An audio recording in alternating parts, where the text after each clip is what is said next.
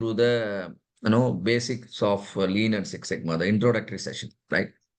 I really feel in fact delighted to see many participants staying on camera, and that straight away reflects your commitment towards actively participating in the program. In fact, this is one of the best practice. So the entire course will bring out many best practices being followed in many manufacturing and non-manufacturing and service industries. All that you need to do is just catch those best practices and then try to replicate the same in your workplace, and then results for sure will happen. So I really appreciate all of you for staying on the camera. Even the others, you can also try if you have a good bandwidth. And so let me share my screen.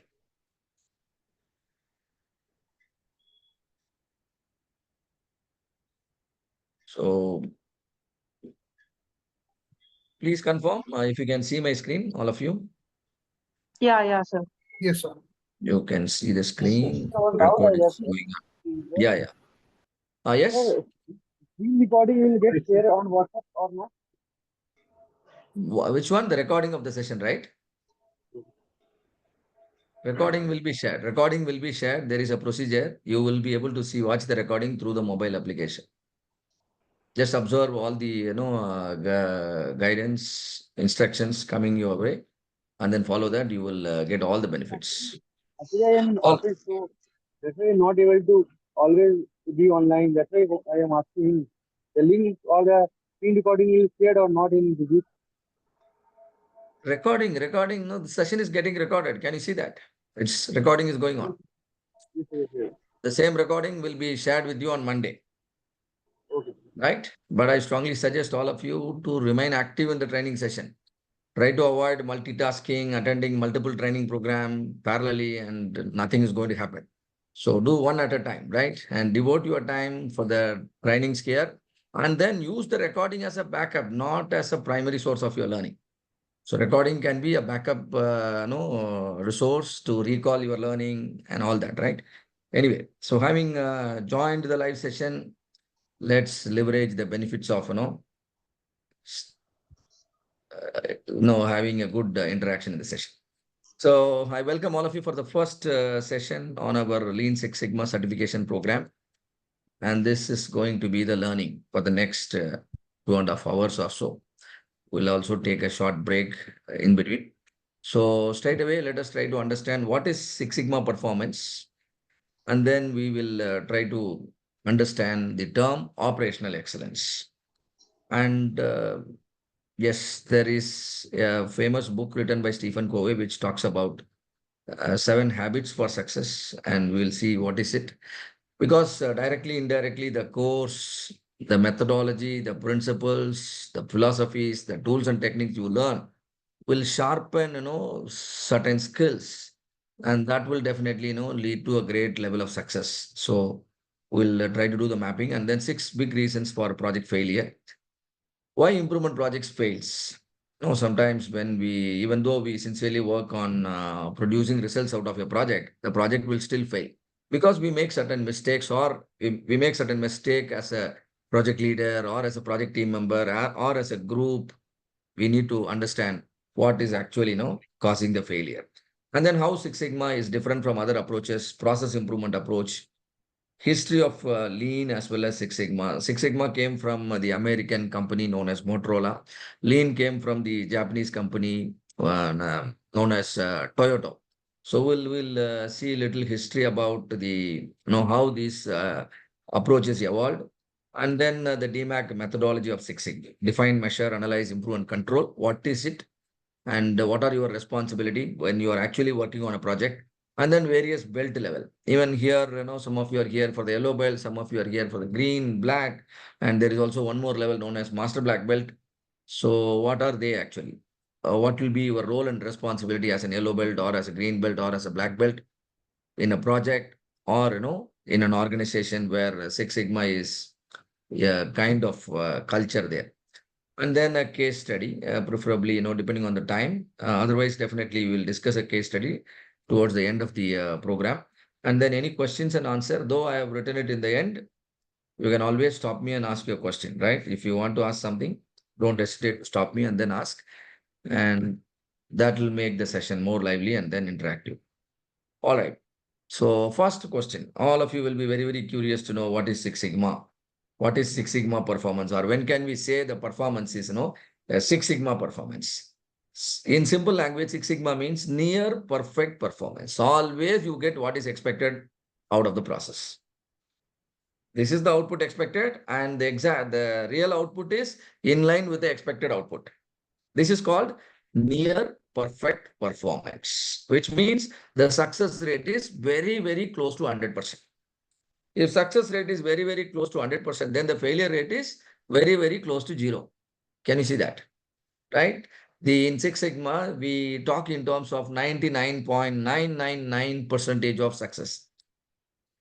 Just to see a failure, you may have to produce, million outputs. If you actually, mathematically speaking, right, and or metric wise saying, if you actually produce 1 million products or 1 million outputs, you will be at the maximum, you will be able to see only 3 or 4 defects in it. How many outputs you produced? 1 million. How many mistakes a Six Sigma process will commit? Just 3 or 4. 3 or 4 mistakes out of 1 million is the Six Sigma performance. But before we deep dive into the Six Sigma capability, let's try to understand the performance of a group of 5,000 people called as Dabbawalas. You might have heard them. No, it has come as a case study in several MBA programs. Dabbawalas, a team of 5,000 people. They do the job of picking up your lunchbox from your house and then delivering it at your office or wherever you want it in a proper condition at a proper time. And then they reverse the baggage in the evening. So this is the kind of service they do. Every single day, they transact about 2 lakh lunch boxes. 5,000 people transacting about 2 lakh lunch boxes. And a famous magazine known as Forbes magazine, they have written an article about Dabbawalas, Mumbai Dabbawalas. In that, they clearly mentioned that their performance is well above the Six Sigma capability. In Six Sigma capability, we talk in terms of 3 or 4 mistakes out of 1 million outputs. But what Forbes magazine is saying about this particular group performance, the Dabbawalas performance, it's well above Six Sigma capability. They have even quantified their performance by using a metric. Look at the metric. They make one mistake in 16 million transactions. Can you compare it against Six Sigma performance? In Six Sigma performance, we say that 3 or 4 mistake out of 1 million. Here, what is the total number of transaction? It's not 1 million, it is 16 million. In 1 million itself, 3 or 4 mistakes are tolerated in Six Sigma performance. But look here. Are you able to understand this performance is ahead of the Six Sigma capability? Looking at the number, am I right? Yes, sir. Yes, sir. 3 or Obviously. 4 out of 1 million. Where is 3 or 4 out of 1 million? Where is just 1 out of 16 million? And further understanding the number, in a day, how many transactions they carry out? 2 lakh, I mentioned. To complete 16 million transaction, how many working days are required? Little mathematics to all of you. If you want, you can use your calculators. Your brain is the best calculator. Use it. How many days? I think 32. Use your calculator. 80 days. 80 days. Fantastic. 80 is the right answer, right? Because every day, 2 lakh transaction. 16 million is 160 lakhs. So 160 divided by 2 will be 80 working days are required to attract or to register one complaint. Can you see that?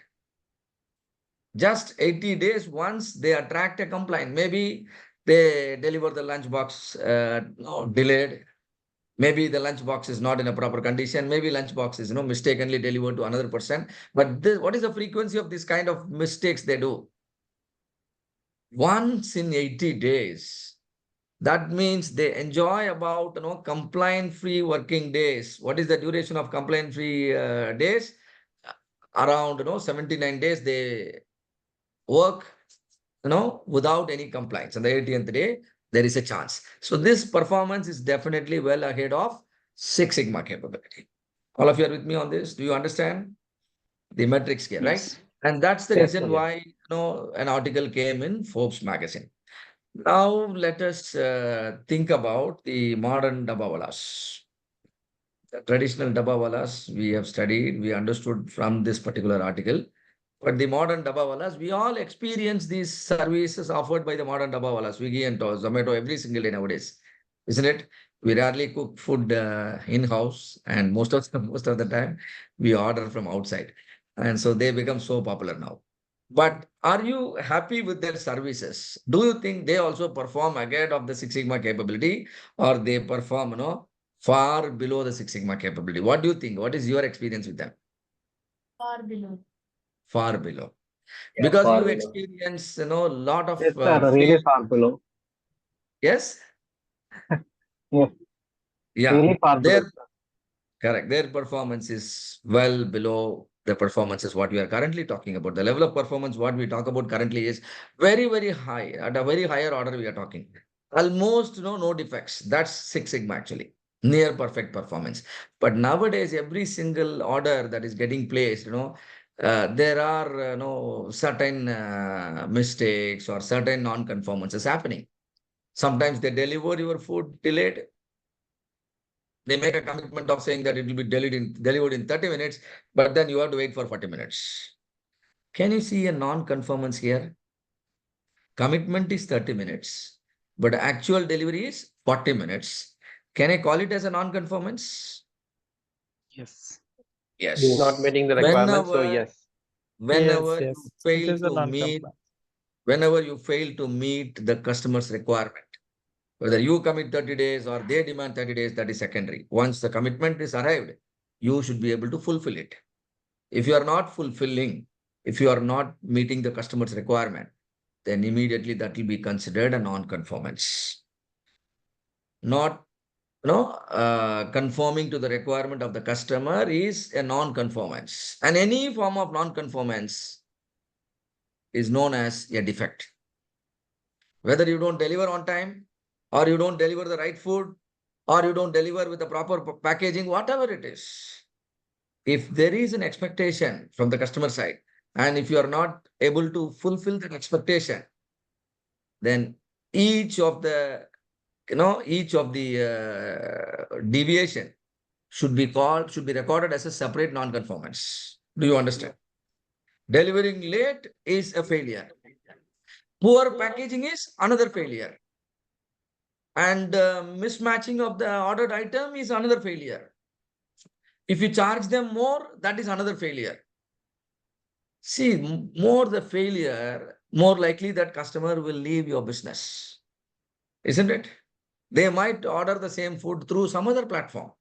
So what I want all of you to understand is you must have a clear-cut definition for the term defect. What is a defect? Any form of non-conformance to the customer requirement. Any form of non-conformance. Suppose you expected the session to start by 7:30. Actually, I have started by 7:45. This is also another form of non-conformance. Yes, sir. And session has to be, end by 10 o'clock. If I delay the session up to 10:30, then half of you would have slept in the class itself, right? So that is another form of non-conformance. I'll not do that. So anything, whenever you see a non-conformance, you can call it as a particular type of defect. And how many ways a non-conformance can happen? If there are 10 different ways a non-conformance can happen, then you need to understand there are 10 defect opportunities.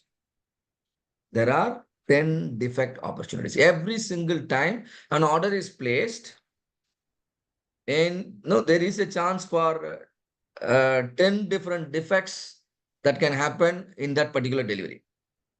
Yes or no? Now your responsibility as a, what do you call, your responsibility is to develop a process which is,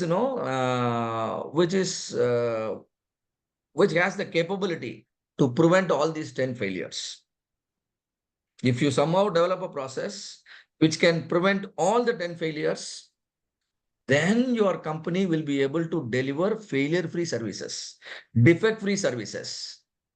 And then, they can proudly say they have a capability much, much higher than the Six Sigma capability. All of you understand? So in Six Sigma, a performance is considered to be a Six Sigma performance, or a capability is considered to be a Six Sigma capability if the failures are restricted to 3 or 4 out of 1 million opportunities. The failures are restricted to just 3 or 4 out of 1 million defect opportunities. Just now you learned what is a defect, right?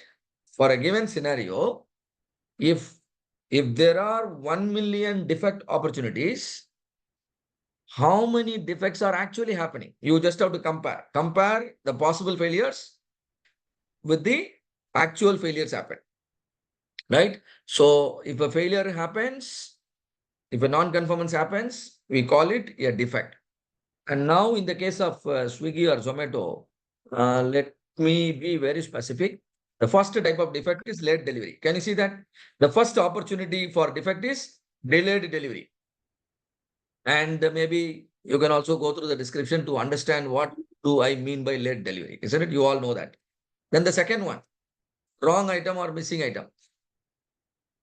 Item is, not as per the order, right? And third one, the packaging.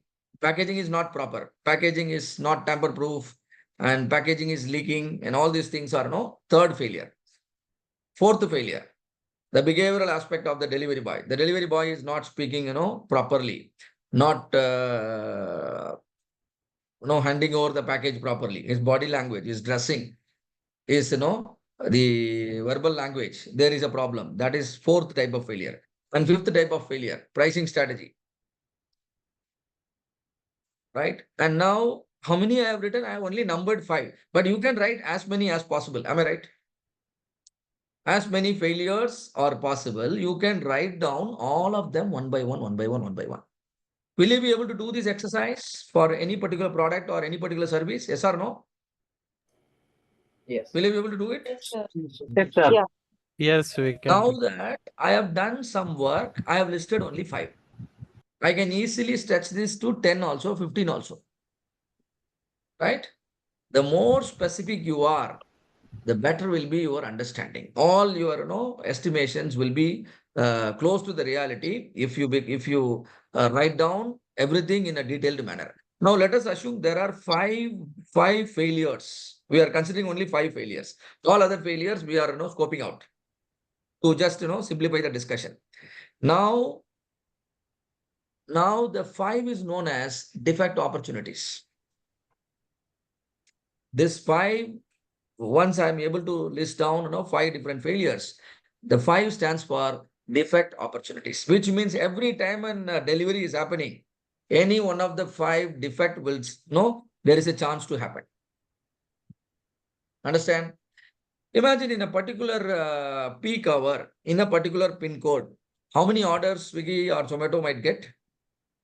A peak, a very crowded city during a peak hour, how many deliveries they might get in 1 hour time? Several thousand orders, maybe lakhs, possible. Assuming there are 1 lakh orders they are receiving. In every single order, how many mistakes are possible according to our discussion? 5. 5 mistakes or 5 defects. Defect opportunities are 5.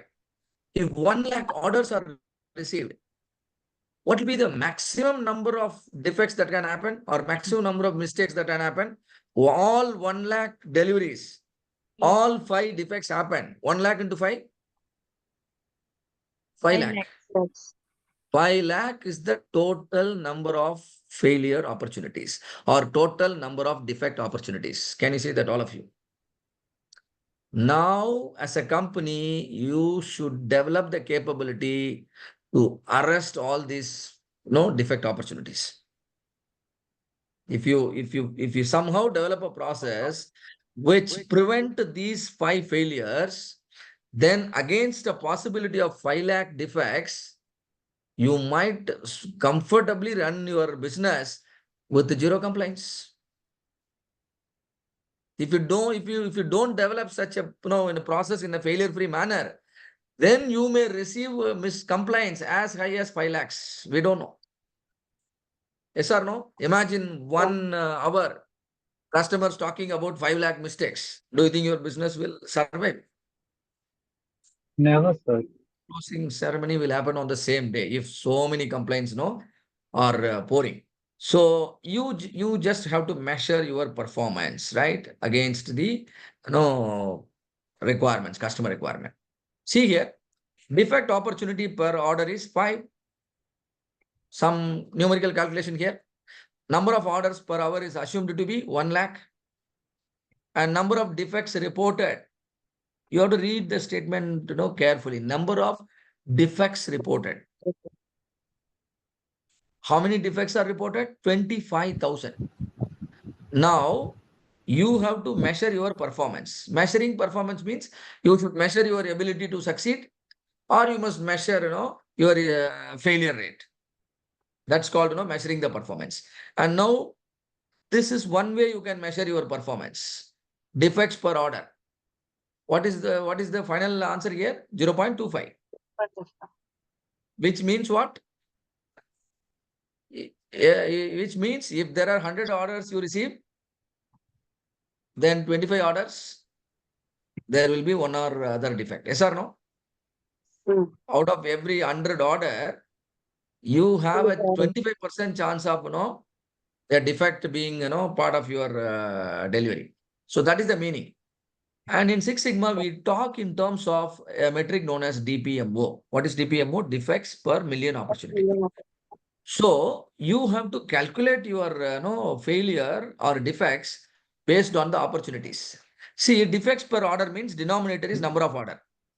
Now I want to calculate defect per opportunity. So denominator should be total opportunity. If each order there are 5 defect opportunity, then in 1 lakh order, what will be the total opportunity? 5 lakh. So your denominator becomes 5 lakh. All of you, do you understand why 5 lakh comes here? Total opportunity for failure, total opportunity for defect to happen is 5 lakh. But how many defects actually happen? 25,000. Now, what is the resulting number? 0.05. The 0.05 is DPO. Do you understand, all of you, how the DPO is calculated here? Very simple, right? DPO. Defects per opportunity is available. Can you calculate defects per million opportunity? Cost per apple is available.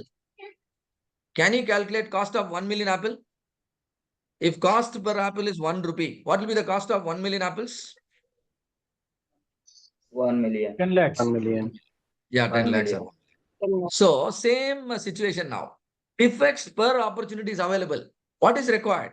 Defects per million opportunity is required. You multiply by 1 million. So what is 1 million? 10 to the power of 6.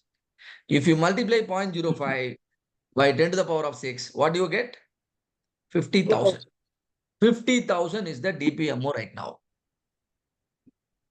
But Six Sigma capability means the DPMO must be lesser than 3.4. Lesser than or equal to 3.4. If the DPMO is lesser than or equal to 3.4, your capability is Six Sigma and above. And now you get a measure of your process capability. All of you, do you understand this little calculation here? Now this process has to be improved because the DPMO is so high, isn't it? You can see that. So statistically, Six Sigma capability is achievable. Six Sigma capability is achievable in any business process. So nothing wrong in aiming that, milestone performance or the benchmark performance of 3.4 DPMO. All of you understand? So now what I will do is, since there are some calculation involved, how many of you feel the calculations tougher for you now, right now? How many of you feel the calculations tougher? All of you feel comfortable with the calculation? Yes. You all like mathematics, right? Very good. That's Sure. that's a requirement to be part of any Six Sigma training program. There will be mathematics here and there coming. Very good. Anyway, I will simplify your job of doing the calculations manually.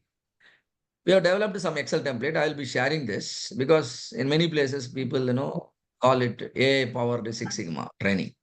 Nothing but these sort of things, right? You don't have to think much. Rather, the templates will do the job. Some softwares will do the job. That is what is called AI. Am I right with the definition? Yes. Artificial intelligence means a human-like performance. Only thing is, it is not a Yes, sir. human. Whatever you do, an application will, a software will do. That is what is known as AI. So we can also say our Six Sigma training is AI powered. You can declare. All right. See, now we have developed some template where you just have to declare. You just have to declare. Let me choose this format, discrete data situation. Now see here, situation number one. Where I actually discussed about the situation number one. What is the number of defects reported? I told you 22,000. 25,000. 25,000. You type 25,000 here. What is the sample? Sample means number of orders. How many orders? 1 lakh per hour. 1 lakh. 5 zeros. I typed 1 lakh. What is the defect? Opportunities per order? 5. 5. If you give these three input, all the calculation will happen automatically. Can you see that DPMO straight away? 50,000. You are not doing anything, isn't it? Yes, This sir. template is doing it for you. And the calculation is very accurate also. You don't have to doubt. It's all, coded in the background. All right. So 50,000 is the DPMO. See here, there are other metrics are also coming here. DPO is 0.05. We also calculated this. We also calculated this. What is TOFE? What is TOFE? Total opportunity for Total error. failure. We also calculated that 5 lakh, isn't it? Total opportunity for failure is 5 lakh, isn't it? And OFE means opportunity for error. You should be familiar with all the terminology. Now, finally, G score. What is the G score here? 3 point. 1,4. That is the sigma level. Because DPMO is related to the sigma level. If the DPMO keeps on increasing, sigma level will keeps on dropping. I will show you that in the next slide. And again, in the sigma level, there are two things. One with a ST. The other one is LT. Is that ST? Is that LT? ST stands for short term. LT stands for long term. See, your capability over time gradually will fall down. Am I right?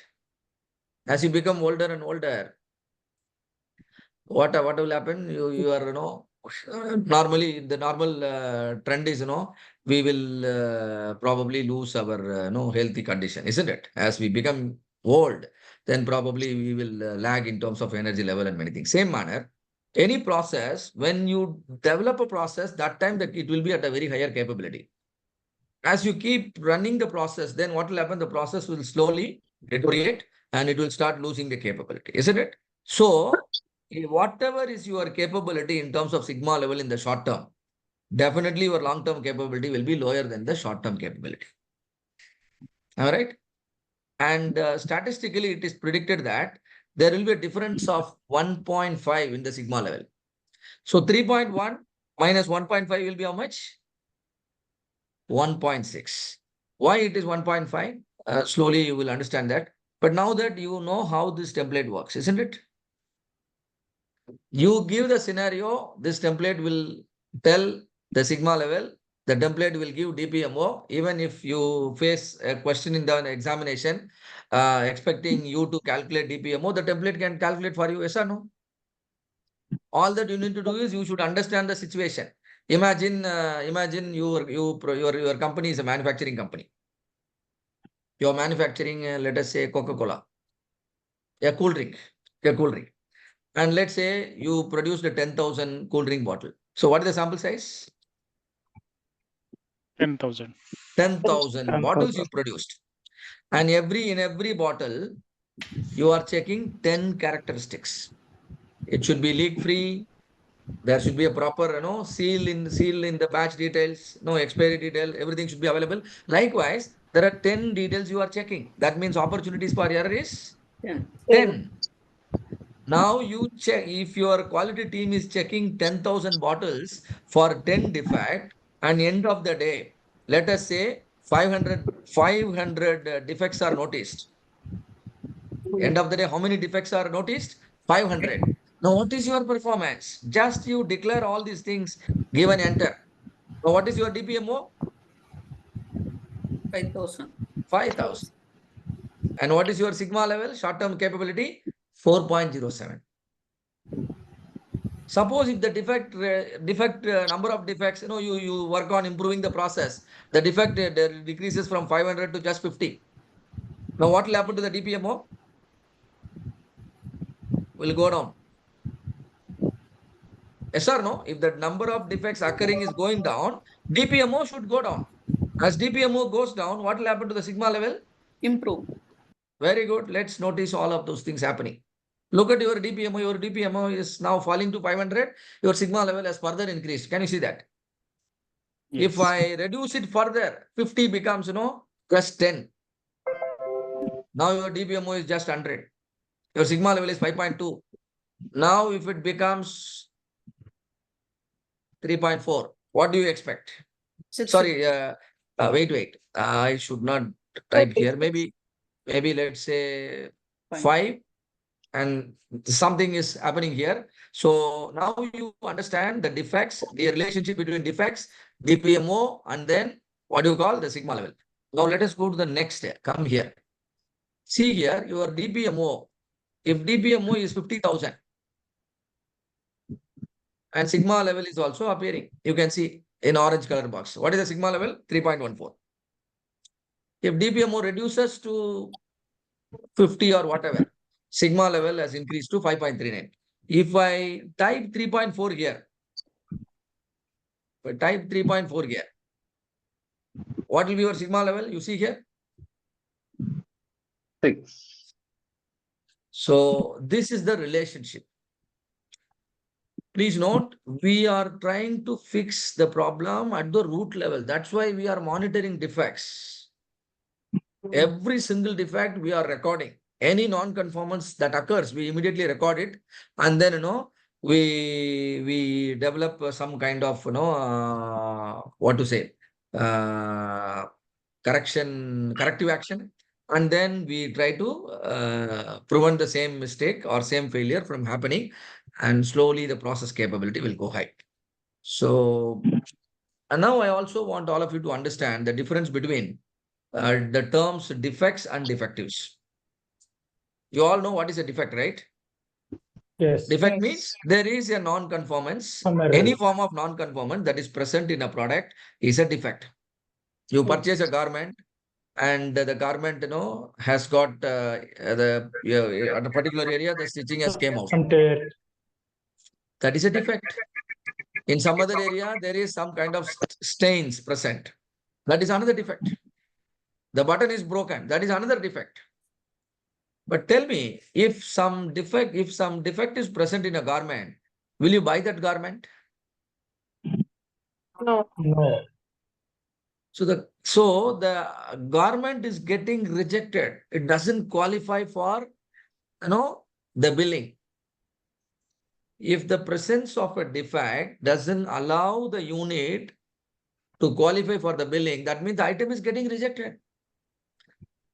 Customer reject every single defect, but internally you may tolerate certain defects, but not all the defects, isn't it? Suppose if there is a stain, some kind of color mark or something happened in the garment, do you think that is correctable? No. No, then it leads to complete rejection of the product even internally. if the presence of a defects lead to the complete rejection of a product, then the product should be called as a defective product. Otherwise, you simply say that a defect is present. Because if you say there is a defect, there is a chance to correct the defect. Maybe you may have to rework, but then there is a chance to, let's say the button is broken. That is found internally. Now, what can you do? Can you replace the button? Correct it. You are doing rework and then correct it. So, if rework is not possible, then the product becomes a defective product. Imagine a manufacturing process where a hole has to be drilled. The requirement is 10 mm hole. The operator made a hole for 8 mm. Now tell me, can I call it as a defect or a defective item? That's a defect. Defect. Because you can again ask the operator to enlarge the hole and make it 10 mm. By doing some rework, the defect can be eliminated. Item qualifies for the billing. But in the place of 10 mm hole, if the operator makes a 12 mm hole, can you correct that? No. Not to No. rectify. That is Now not the possible. We can't. item becomes a defective item. It is definitely Yes, sir. not possible to qualify for the billing, isn't it? So now you know what is a defect and what is a defective. In Six Sigma, we count the defects and then calculate DPMO, defects per million opportunity. Normally in companies, they use a metric known as PPM, parts per million. There they actually count the rejected units. They count the rejected units against the produced units. Out of 1 million units produced, how many units got rejected? That is PPM. But here, even though all the units are accepted, we still count the defects because defects is some of the defects can be reworked and then corrected. But then also we record a mistake as a mistake. Do you see here? A mistake once done, it should be recorded as a mistake only. That is the advantage of working with DPMO. Hope all of you understand the difference between defects and defective, the difference between the metrics DPMO and then PPM, which can allow you to monitor the failures more effectively. PPM can monitor or DPMO can monitor. Can you tell me which is better otherwise? DPMO. Yeah. See, suppose if in a company, if absolutely there are no rejections, they produced 10 lakh parts and all 10 lakh parts are built. Does it mean no mistakes happened in the factory? Still, there could have been some mistakes, isn't it, while making those products? So those Yes. mistakes also getting visualized when you have the habit of using the metric DPM. That is the advantage. Right? Whenever a defect is happened, yes, it is recorded. A non-conformance report is generated. And then, we have to take the corrective action, preventive action, and then we need to fix. That's the advantage. All right. Now let's try to understand the same thing with a live exercise. I hope you people are advised to buy a GEMS chocolate, isn't it? Do you have it? Do you have? How many of you have? I could show it on the screen. I could see our Ashim showing the GEMS. How many people are able to show now? Sada, Shiv also showing number 2. Who else? Who else? Only 2? Now Sushant, you also have, right? He's opening his bag. Okay. And all those who have the gems in your hand, you can participate in the exercise. We'll do a live, demo of calculating the DPMO and then the Sigma level with our Excel template with the samples brought by our participant. Now, what is the product we are going to discuss about? GEMS chocolate. GEMS chocolate. And there are certain characteristics expected out of the GEMS chocolate. Obviously, the quality team might be checking, or we are now going to act as the quality engineer or a quality manager, and then we are going to check. Let us not worry about the packaging. Let us not worry about the packaging, right? So it's each one of you purchased a 5 rupees GEMS. And now let us check the quality of the chocolates inside. First requirement, there has to be 10 chocolates inside. Because it's a 5 rupees pack, how many chocolates are expected inside? 10. 10 That chocolates. means customer requirement is number of chocolates must be 10. Yes. How many are actually inside? You have to do it once I ask you to do it, right? Let us not open this, right? Wait till I ask you to open. First requirement. Second requirement, the chocolate should be, what to say, crack free. It should not be broken at all inside. All of it, do you understand? If there are 10 chocolates, there should not be any breakage or a sign of crack is not allowed. Every single chocolate should be crack free. All of you understand the second requirement of the customer? If you notice a crack, then you have to record it because you are the quality engineer right now. All right. And third requirement, the chocolates should be, the colors. There can be different colored chocolates inside. That is okay. Customer likes the different colors, but colors mixing with the other chocolate, isn't it? One color, sticking to the other color, that should not happen inside. Or otherwise the color is faded. These kind of things are known as color defect. So how many defects I defined so far? First one? 3. Yeah, Three. first one is 10 count. chocolates should be there. Then those chocolates 10. should be crack free, and there is no 10. color sticking between 2 chocolates. Very good, very good. You understood the customer requirement. Color defect. Then the fourth requirement, every single chocolate should be in the circular shape. Yes. It Sir. should be round shape. If it is distorted, if it is elliptical, if you notice a sharp corner, because circular means a smooth curve, isn't it? Yes. There should Oval not be shape. any sharp corner, or it should not be elliptical shape and all, not allowed. So the fourth requirement is shape must be circular or round. Then fifth requirement, the taste. Every single chocolate should taste good to the customer. Now those of you who have the chocolate, you can now cut open and perform all these quality check one by one. The order of quality check is very important. You have to check the taste in the end. Because if you change the order, then you will not be able to record the other characteristics, right? So don't straight away check the taste. Wait, first you test the first 4 and then go for the taste also. And for testing the taste, it's not compulsory that you should eat all the 10. You can eat slowly whenever you want, but 1 or 2 you test now. And you have to tell me whether the taste is good or bad, right? I will be recording this information because every non-conformance must be recorded. So I am going to record it. So for that purpose, I am sharing the Excel again. I am going to the sheet by name, GEMS exercise. All right. So let me see here some things I have defined here. Product is GEMS chocolate, 5 rupees pack. DPMO, in order to calculate the DPMO, the first thing is you must define the defect. And DPMO stands for defects per million opportunities. So by the way, definition of defect is any form of non-conformance to the customer requirement. And then defect opportunities are 5 because I also defined 5 here. Can you see that? Yes, sir. If I defined one more, it will become 6. But I have not defined sixth one. I will only say 5. Now let's proceed. Count, it should be 10. No, Crack, it is there 9. shouldn't be no crack. And all the thing I explained written here. Now, who are all going to participate? I want you to record your names first. Ashim. Ashim De.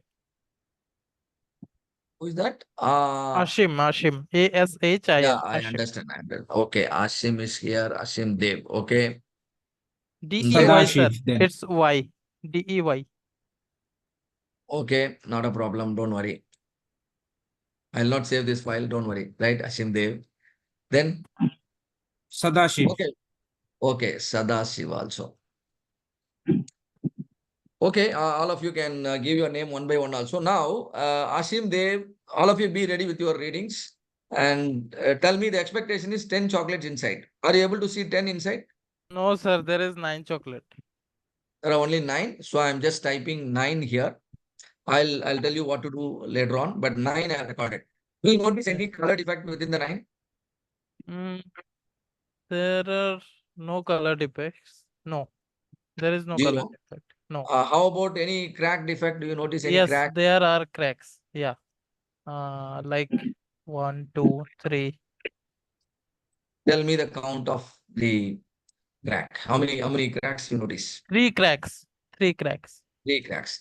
And are you happy with the shape of the chocolates? All are circular, round. Yes, all around. Yeah. Circular. How about the taste? You like the taste? I haven't tested yet. Yeah, you taste it. You enjoy the chocolate. And tell me, you must like it, right? You must like it. Yes, See, it is good. in the place of 10, you got 9 only.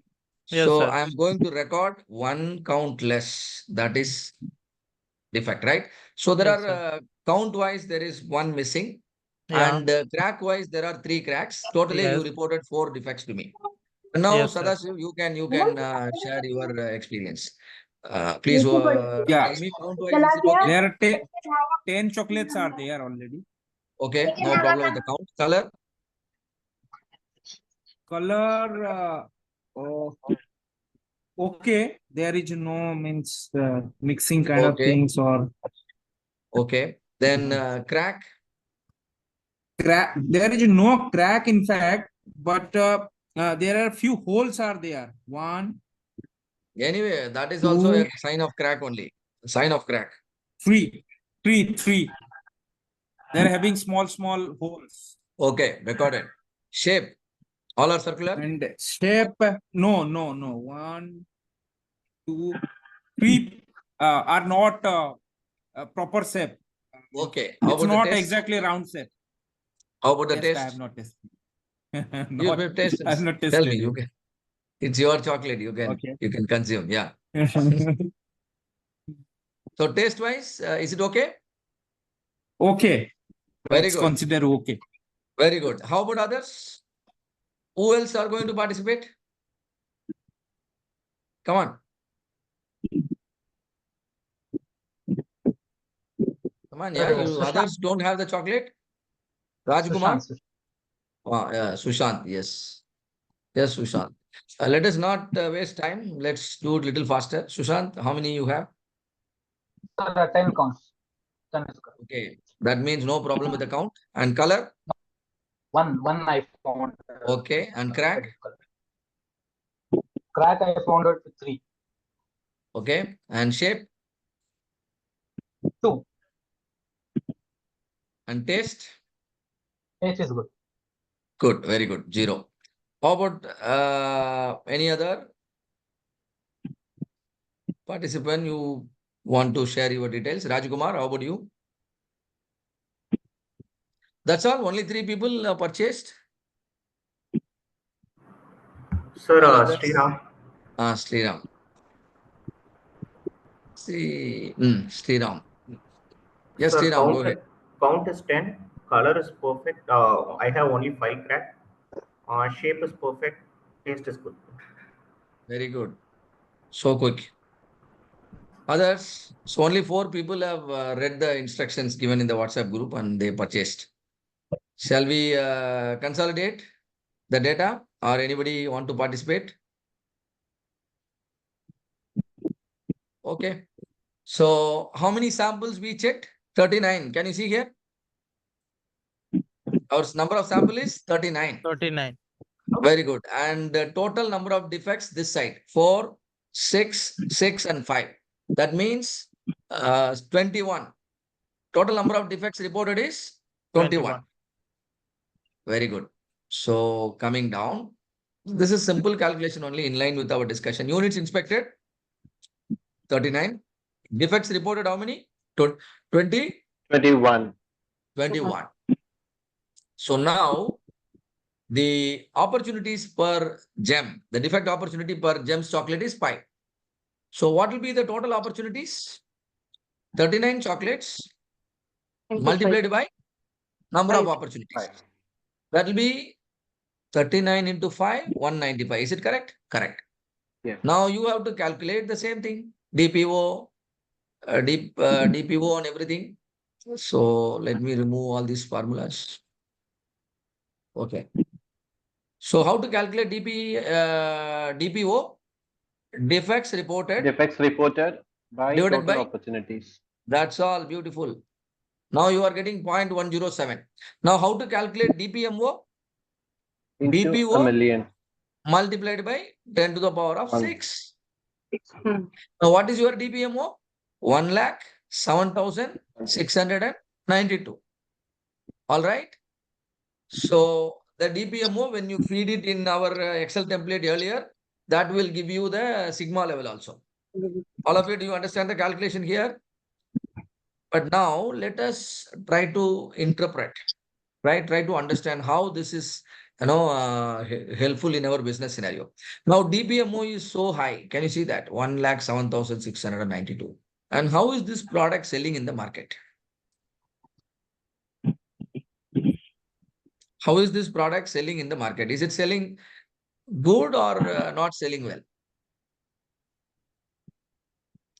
Who is the competitor Good. for GEMS? The product There is is doing well in the market. Am I right? there is Yes. no Yes. such competitor. I think Gems is very Monopoly. popular among the kids. Very good. You pointed out two things. GEMS is, performing like a monopoly. Yes, Competitors sir. are almost invisible. Point number one. Point number two, the GEMS chocolate is for the kids. Yes. And see, now there is 1 lakh plus DPMO, but business is going well. That means, customer don't see all of these things. Whatever you reported, all of these things are not actually the problems for the customers. Because who are the customers? Kids. Children. Kids are the Kids. customers. They shouldn't have, pointed out this many complaints, right? Even if the chocolate is in a powder format, they might still, like to eat those powders, isn't it? So they really don't do all this check. So the only requirement from the customer side is the taste.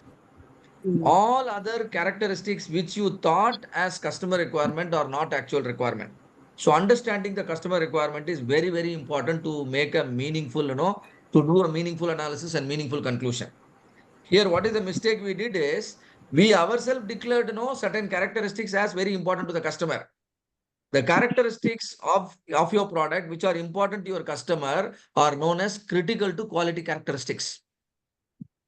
The characteristics in your product which are important to your customer are known as CTQs, critical to quality characteristics. The measurable metrics, somehow you can measure, then only they are known as CTQ, critical to quality characteristics. I defined 5 CTQs, but unfortunately, many of the CTQs are not the CTQs. Am I right? Yes. That is the reason why we are, doing this kind of, unrealistic calculations. Actually, the customer requirement, considering the only the taste as the customer requirement. See here, considering the taste column, how many defects happened? Zero. No defects. No defect. So now if I go and change the defects in the defects calculation, if I change the number of defects reported as 0, what will be the Zero. DPMO? Zero. DPMO will be 0 and sigma level will be infinity. Okay. That's the reason why, there are no customer do not get a chance to see a defect in the product.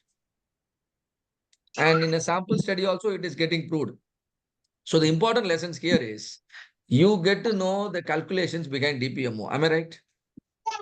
Yes. You also get to know another important thing. What is important to the customer? That should be considered as the critical to quality characteristics. Not everything you want. Right? At the same time, if customer expects certain characteristics and you don't include it in your quality check, then also you will be in trouble. Right? There is no point of, bringing additional CTQs and, that might under evaluate your process. At the same time, if you miss out on certain characteristics, that will also lead to misleading, estimations. You should not do both. Always work with the right CTQs, defect opportunities. Every CTQ is a defect opportunity. All of you are with me on the CTQ. CTQ means a characteristics of a product within your product, and you should be able to measure it. You should be able to measure it. If you can't measure it, then you should not call it as a CTQ. CTQ means because only if you can measure, you can improve. If you can't even measure certain characteristics, you can't declare whether it is good or bad. Yes or no? Yes, sir. So the CTQ is always a measurable metric. All right. So we just move on with the slides now. Any questions to me so far based on whatever we discussed till this point of time? Everything is fine? Sir, CTQ full form? Critical to Critical- quality characteristics. Critical to quality characteristics. If CTQ is not met, then customer will call it a defect. All right. So only CTQ are considered for DPMO measurements, right, sir? Or Yes, definitely. Definitely. Definitely. But writing down the CTQ, drilling down to the CTQs is very, very important job. Because when you ask the customer will not talk in terms of the CTQ. Say, for example, if I say I need a footwear, I will simply say I need a footwear, I need a shoe. But then when you actually get me a shoe, then I will start measuring the weight of the footwear. I'll start measuring the dimensions of the footwear. I'll start measuring the thickness of the material used, the sole thickness, the bottom thickness, the heel height. There are many, many characteristics, I actually expect. But when you directly ask the customer, they will not reveal everything in a technical language. They will simply say, I need a quality footwear. Then it is your job to drill down the normal language of the customer, we call it voice of the Hello. customer, into measurable technical Hello. characteristics. okay. Yes? Rajkumar, you want to talk to me? Okay. So CTQ identification is very, very important. You drill down the customer requirement into CTQs and then check whether you are meeting all the CTQ. If your product meets the customer requirement with respect to all the CTQs, then the product is considered or can be declared as a defect-free product. It can go to the market. All right, all of you understand? Got it. And now tell me, will you be able to find out the CTQs for a shirt? Yes. Will you be able to find out the CTQs for a chair? Will you be able to find Yes, out the sir. CTQs Yes. for a car windshield? Yeah. Yes, sir. There are a lot of requirements from the customer's viewpoint, isn't it? In a car windshield, what do you expect? It should give you a clear vision, isn't it? It should be colorless. And it should have some kind of, the strength to withstand, small loads and etc. And it should be scratch free. All of these things are customer requirement. But what is important is, will you be able to measure all of them? That's the question to you. You might require some equipment sometimes to measure, isn't it? For example, if you want to know the toughness of the glass, you might require some kind of measuring device. You may have to even, destruct a sample and then to understand the toughness, isn't it? Some way of measurability is required, but however, understanding on the CTQ is very, very important. We did the GEMS exercise. So what is Six Sigma performance? Our understanding. If the failure rate is lesser than or equal to 3.4 in terms of DPMO. If the failure rate is lesser than or equal to 3.4 DPMO, we call it a Six Sigma performance. The first understanding of Six Sigma performance is failure rate or the defect rate is lesser than or equal to 3.4 DPMO, where DPMO stands for defects per million opportunity. So a defect is a non-conformance with respect to any of the CTQ. A non-conformance with respect to any of the CTQ within a product or within a service. Do you think CTQs are applicable in a service scenario also? Yes. Imagine you go to a bank for applying for a loan. What are the CTQs customer will look at when you are borrowing a loan? The interest rate? Yes or no? Time period. And loan processing time? Hmm. The EMI? The duration of the loan repayment tenure? Number of documents the bank is collecting from you?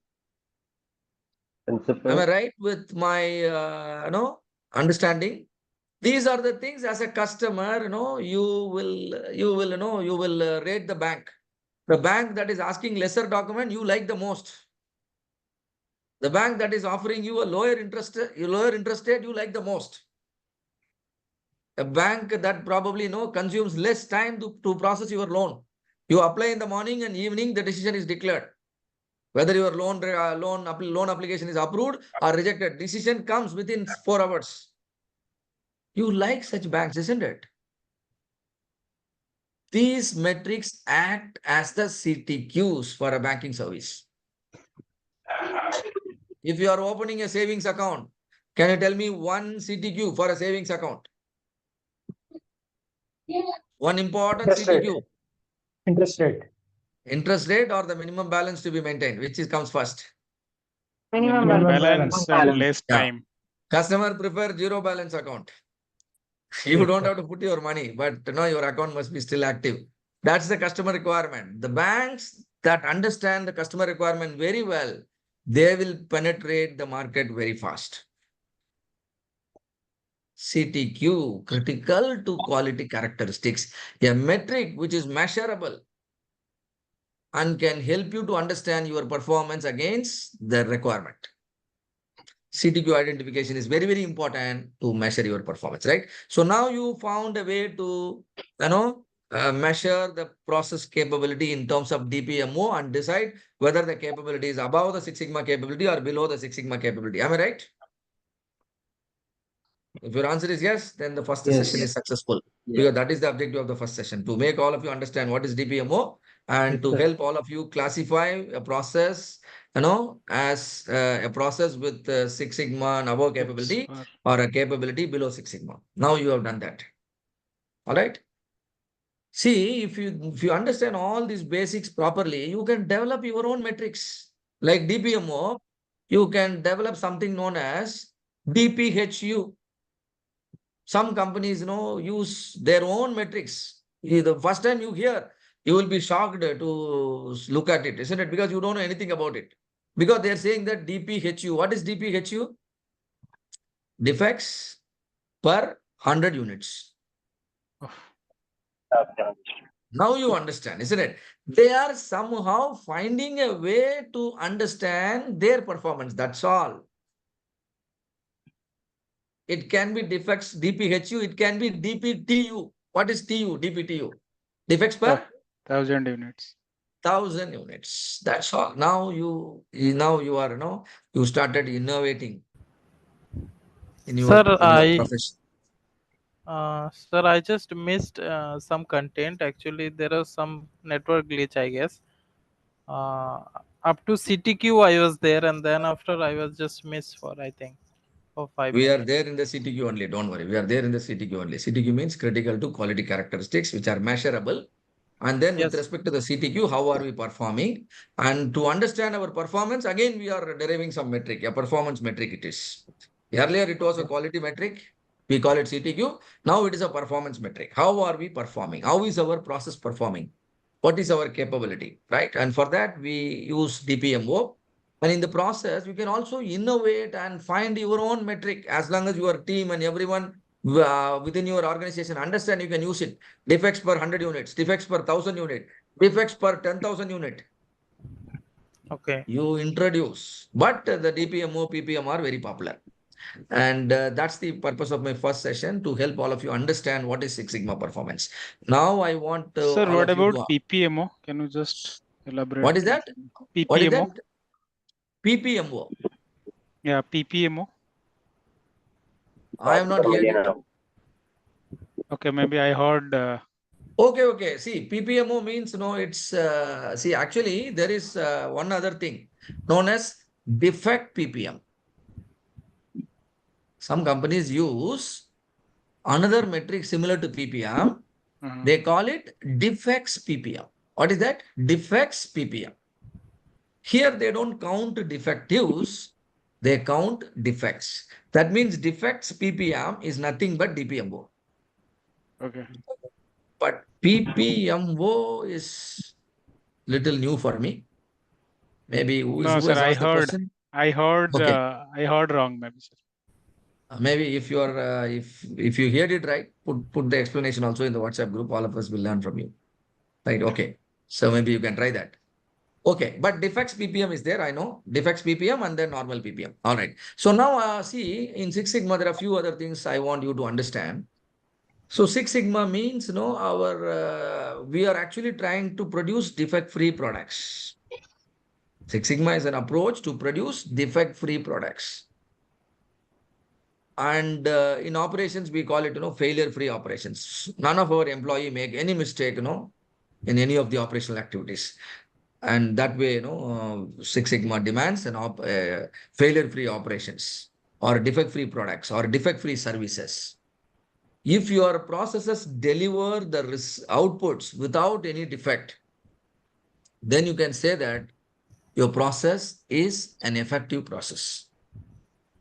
Your process is an effective process. Why do we call it an effective process? Every single output that is coming out of our process is defect-free. Am I right? Then only we call the process as an effective process. It is fundamentally the ineffectiveness of the process that produces defects. Fundamentally, the ineffectiveness of the process that produce defects. Isn't it? So it is, and who is responsible for the effectiveness or ineffectiveness of the process? The one who actually developed the process, isn't it? If you develop a process in a way that its effectiveness is very poor, then obviously the process will produce what? Items with defects. Yes or no? Yeah. So if you are whenever you are responsible for development of a process, or if you are responsible for any particular process, and make sure to measure the effectiveness of the process and make sure to bring up the effectiveness close to 100%. If you bring up the effectiveness close to 100%, automatically the defects will start vanishing one by one, one by one, one by one. All that you need to do is improve on the effectiveness. So Six Sigma is a measure of effectiveness of a process. Am I right? Six Sigma is a measure of effectiveness of the process. Higher the effectiveness, lesser the defects. Clear? Effectiveness means what? Ability of a process to produce defect-free output. Clear? The process can be a manufacturing process or process can be a service process. In manufacturing, we say defect-free product. In service, we say defect-free service. If based on whatever we discussed, if we conduct an exam and all of you clear the exam, then the process is effective. Isn't it? If few of you are not able to clear the exam, then there is a problem with the effectiveness of the process, right? So that is the idea behind Six Sigma. Now let us try to understand Lean. I think before we deep dive into the Lean, let us take a short break because you have been listening to me for more than 1.5 hours, I believe. So we'll take a short break here. 10 minutes break, and then we'll continue by 9 o'clock. Is that okay to all of you? Yeah. Okay, Yes, sir. sir, it is fine. Yes, sir. Yes. So Yes, break for 10 yes, minutes yes. and we continue by 9. Okay. Let's continue, right? So now let's put some effort to understand what Lean is. So the Six Sigma means the focus is to improve the effectiveness. The focus is to improve the effectiveness. If we improve the effectiveness, you know what happens? The outputs will be defect-free. Now, what is equally important is efficiency. One is effectiveness. Effectiveness means the ability to produce defect-free outputs. We call it effectiveness. In any business, effectiveness is important to produce quality products. Agree, all of you? Yes, sir. Effectiveness is important to produce quality products. But at the same time, businesses, while making quality products, while offering quality service, they should remain profitable. Very important for the survival of any business. Yes or no? So, Yes. while producing and while delivering quality products and services, in order to remain profitable or in order to become profitable, what is equally important is efficiency. So what is efficiency? The way you consume the resources. You can produce your product, you can offer your services, consuming more resources or consuming the resources in the needed quantity, which is correct. Consuming the resource in excess manner or consuming the resource only in the required level, which is the correct method. The required level. The required level. If you consume the resources exactly in the required level, then this is known as efficiency. Whenever you consume the resources excessively, you are becoming inefficient. So it's very important to understand what are resources. Tell me what are resources. Raw material is a resource. Manpower is a Manpower. resource. Machinery is a resource. Time Time. is a resource. Electricity is resource. Water is resource. All right. And how about the floor space you consume? That is also a resource, isn't it? So anything you consume, you should be able to measure your consumption, and the consumption should be on par with the theoretical requirement, nothing more than that.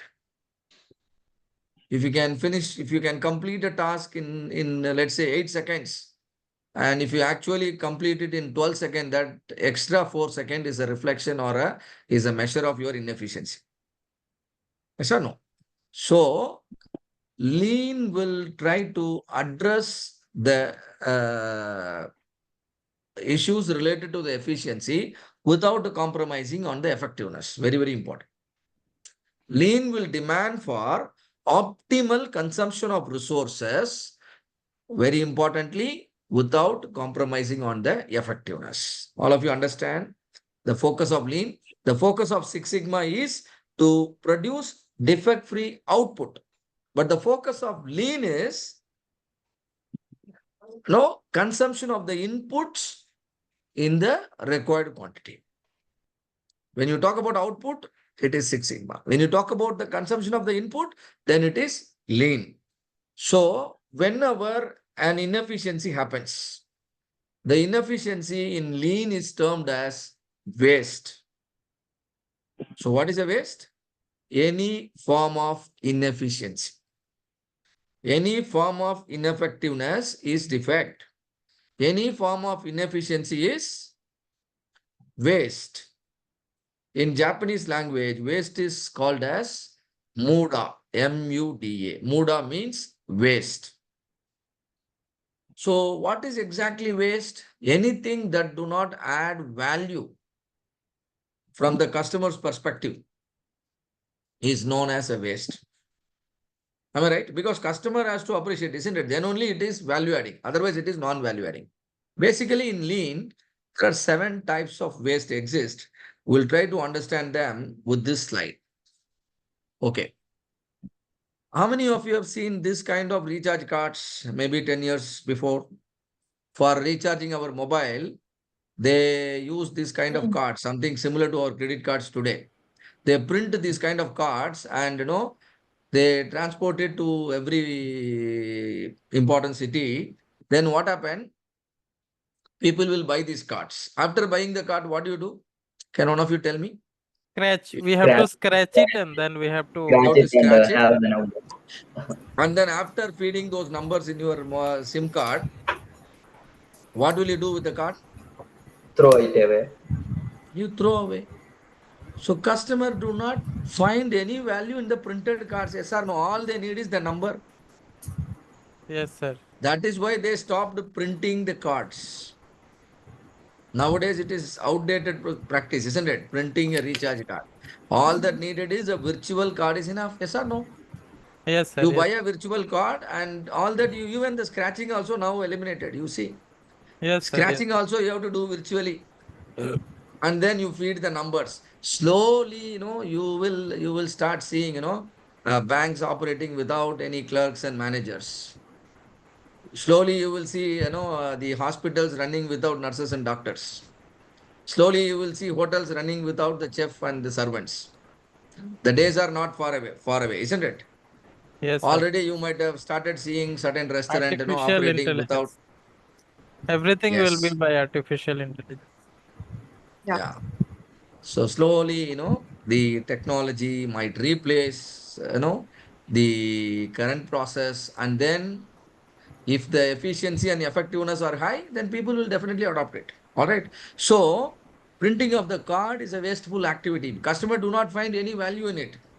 In fact, the business will be spending a money on that, but customer actually want to pay only for the recharge. So if you understand, if the business understand that, they can actually eliminate several, non-value adding components, because of which you will be able to, reduce your operating cost. Can you see that? The impact of Six Sigma is, if you don't produce defects in your product, then your profit can go up. Similarly, the impact of lean is your operating cost will come down. Both are important in any business, right? So first kind of waste is on what do you call, the printing of the cards. If you print the cards, then the stock of the printed cards must be made available. Yes or no?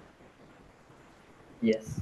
Any form of storage or stock of material is inventory. Whether it is a finished product or a work in progress or a raw material, if you keep stock of it, that is known as inventory. Inventory is a waste under, lean approach. All of you agree with me on this? Now, in order to run the same business, the stock of the printed material is not required.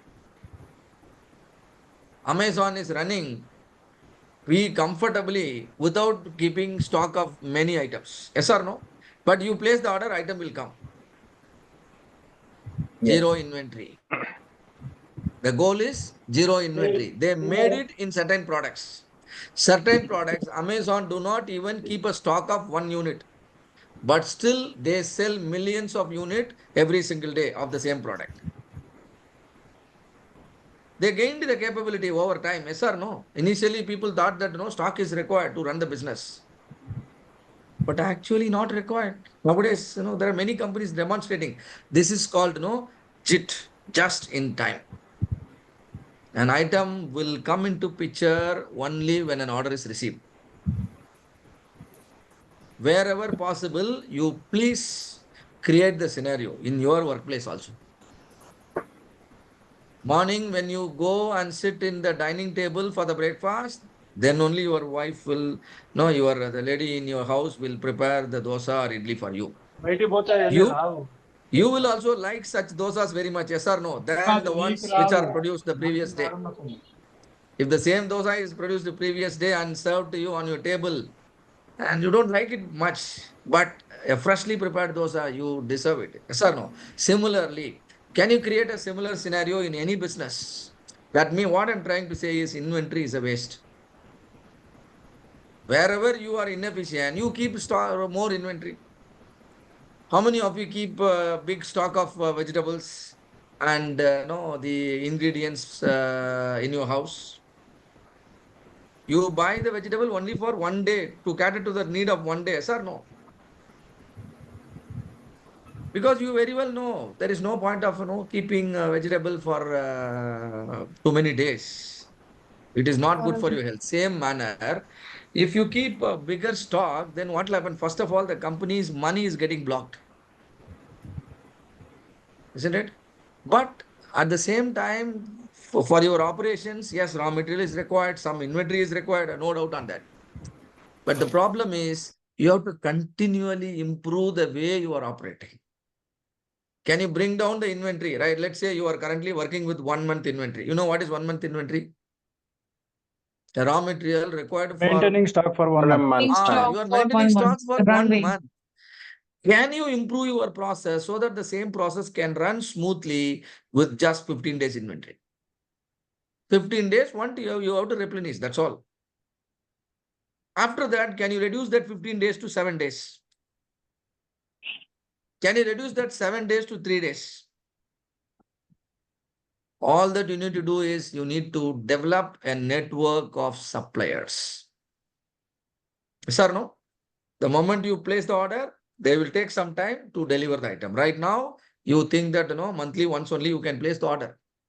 Why not weekly once? Why not daily?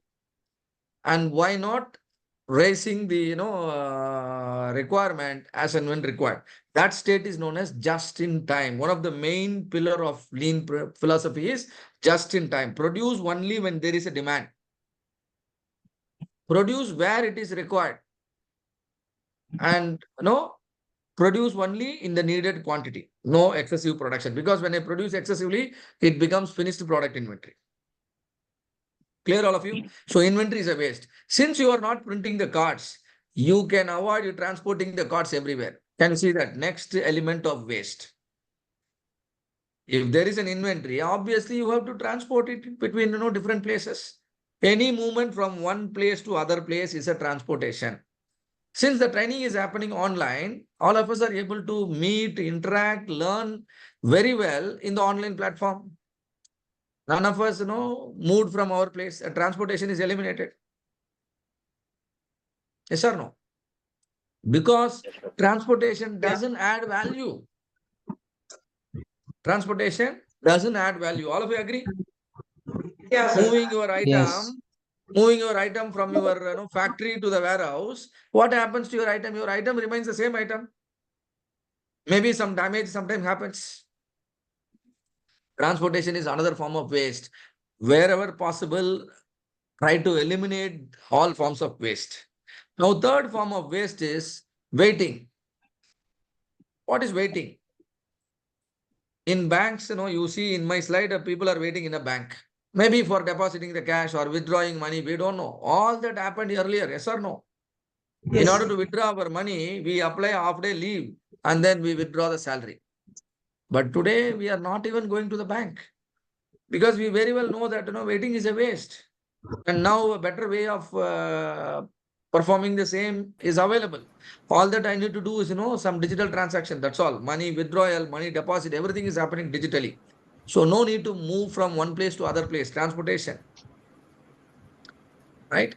Transportation and then waiting. Sometimes what happen in factories, you can see the raw material, just waiting in the warehouse for more than 10 days.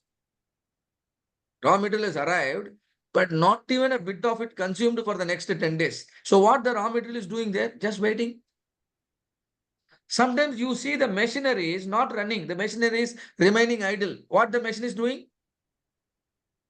Waiting. Because the previous machine has to produce an output, then only this machine can run.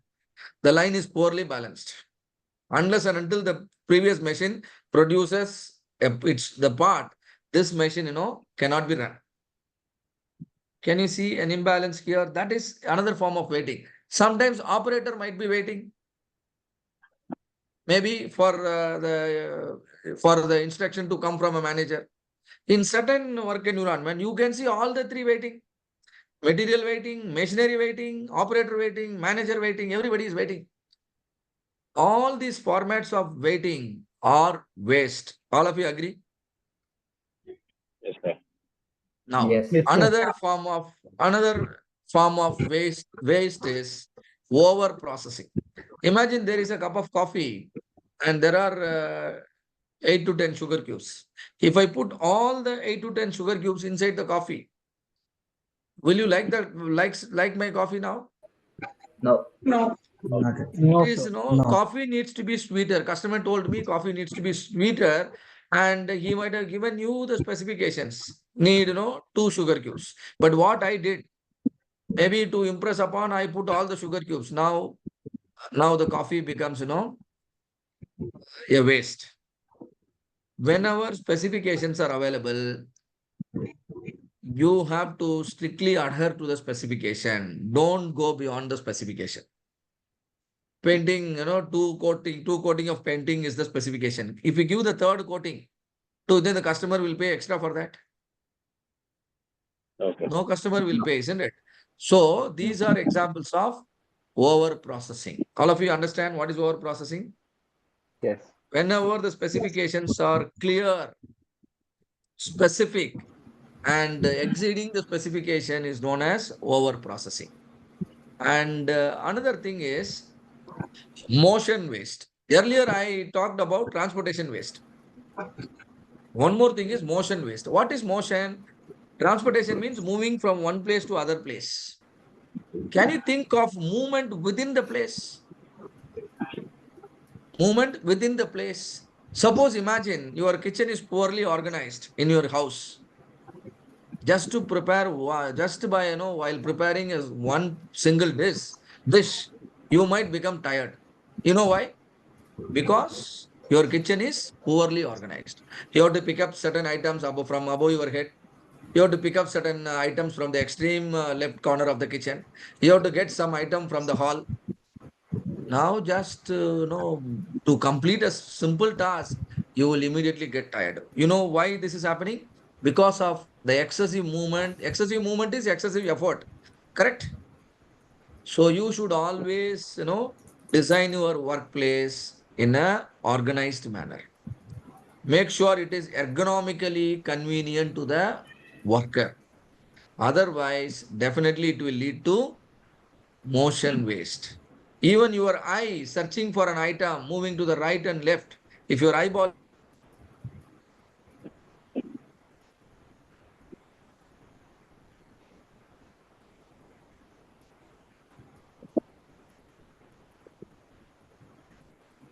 clumsy manner, everything is mixed together. Now you have to search and then pick up the tool you want. Can you see the motion waste happening there? Searching is a motion waste. How many of you know that? Because 2 seconds sometimes, saved might save several lakhs. All right.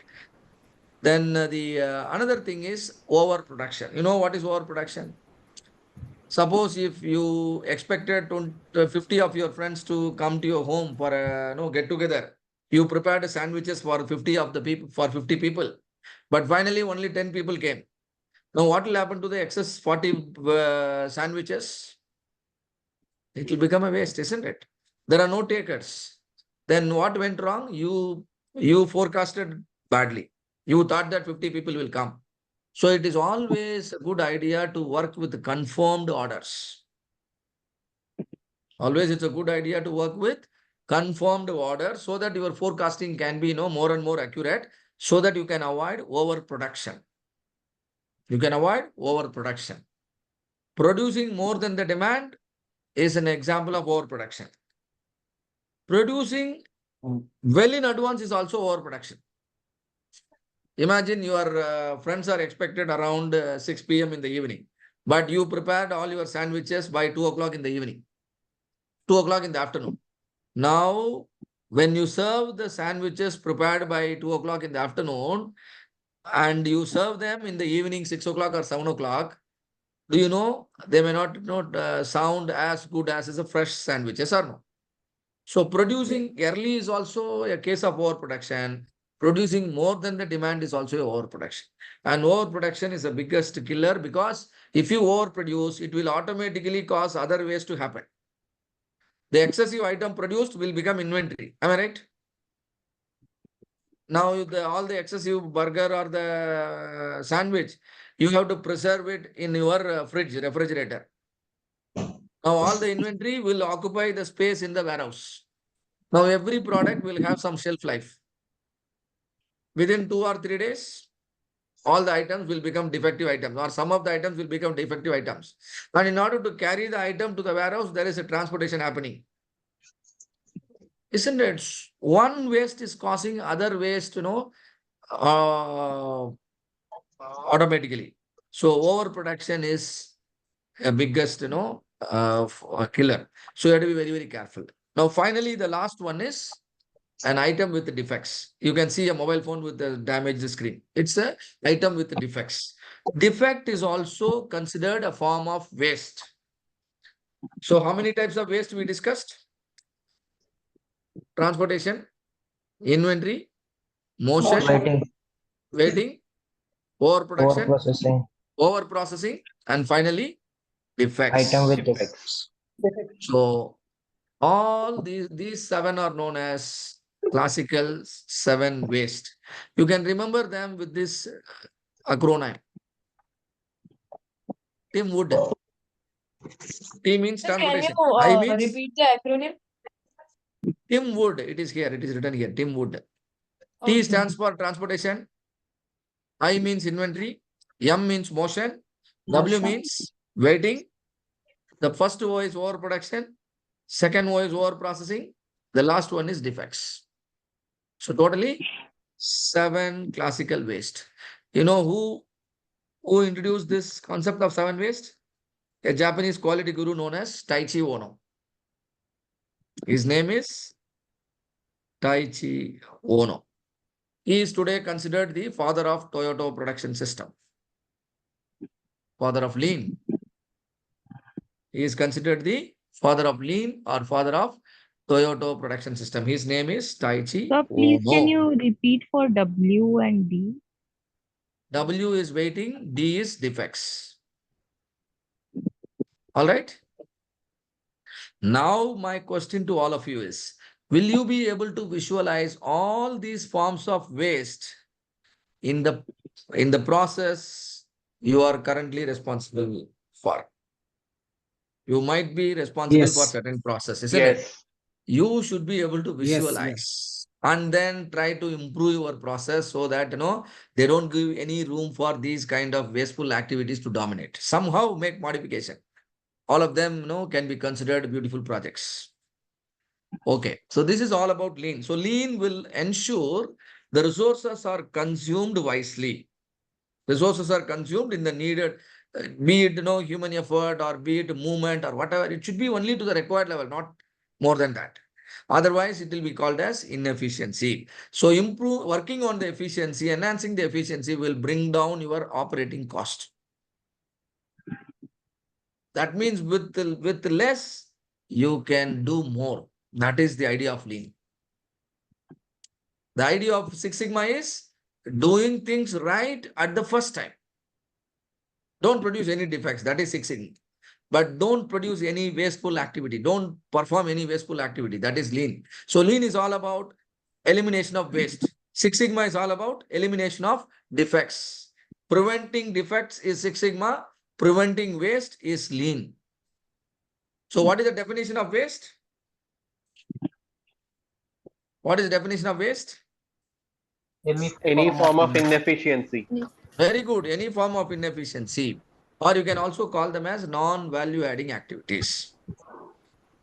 Any work you do, but you are not able to include that work as a component in your invoice, then the work performed is a wasteful activity. Am I right? You are doing a work. See, customer will pay only for certain component of your work, not for all the components. The component of work for which the customer is willing to make the payment is a value adding component. All other component which the customer do not want to make the payment are non-value adding component.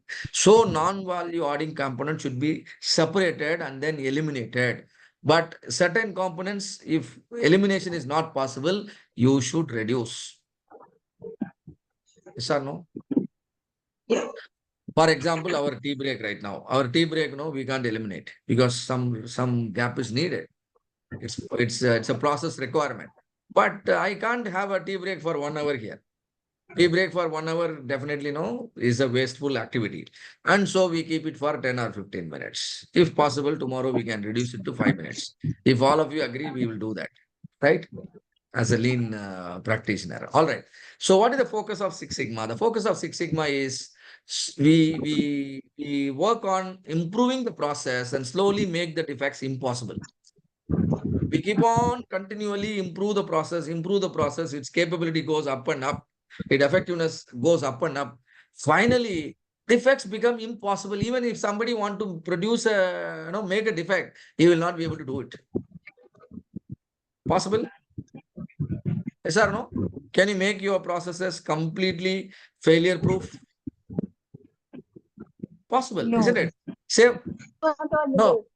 through continual improvement, slowly it is possible. Let me give an example. Imagine there is a big air conditioner room, yeah, maybe a training hall where 500 people can attend. So we expect all air conditioned room to have the door always in a closed condition so that, the cooling effect of the room remains, at the required level. But since 500 people are entering, do you think all of them will close the door after they enter? So what the hall in charge will do? Hall No, in charge sir. will put a big sticker.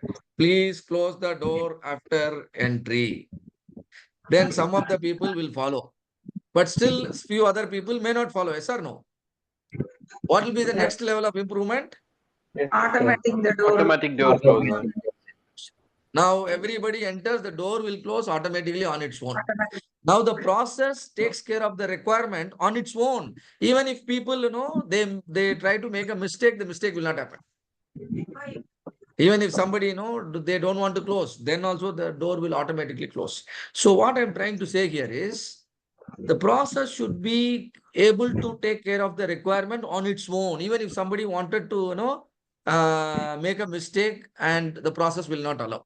Right? So slowly you have to improve your process to eliminate the defects completely. So Six Sigma makes a sincere effort to make the defects impossible in our process. Similarly, Lean will make the waste impossible. Have you visited a moving assembly line in a manufacturing facility? Have you seen at least some videos? Yes.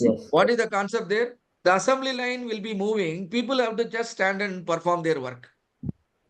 If the person don't do the work, you know what will happen? The assembly will be incomplete and will proceed to the next stage. Yes or no? Yes. So there is a compelling reason for every member in the moving assembly line to remain productive, throughout the working time. Yes or no?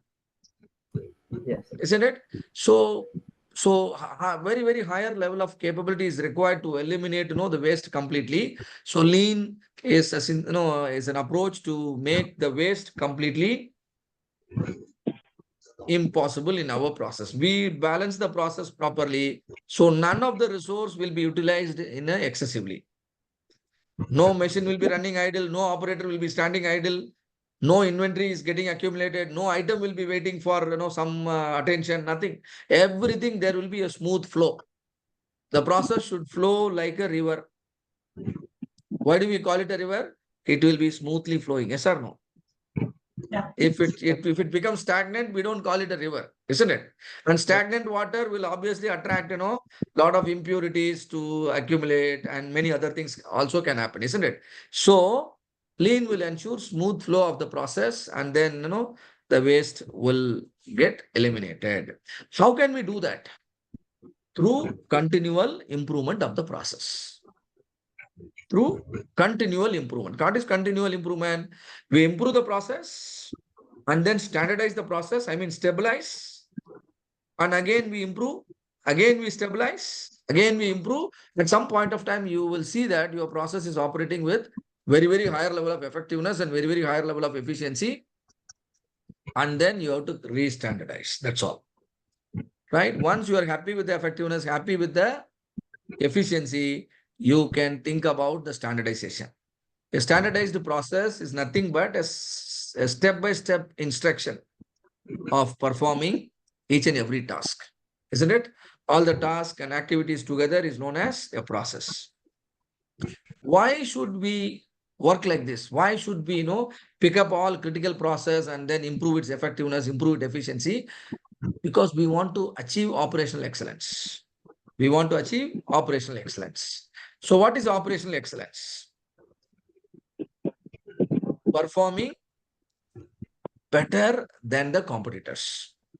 Operational excellence means your ability to perform better than the competitors. If you perform better than the competitor, you know what will happen? Suppose in a running race, you run faster than all the other competitors running in the race. You know what will happen? You will be the winner. You will win the race, right? Same manner, if your company is performing better than the competitors, your company will eventually become a market leader. isn't it? And performing better means in terms of quality, your products are superior in comparison to the competitors' quality.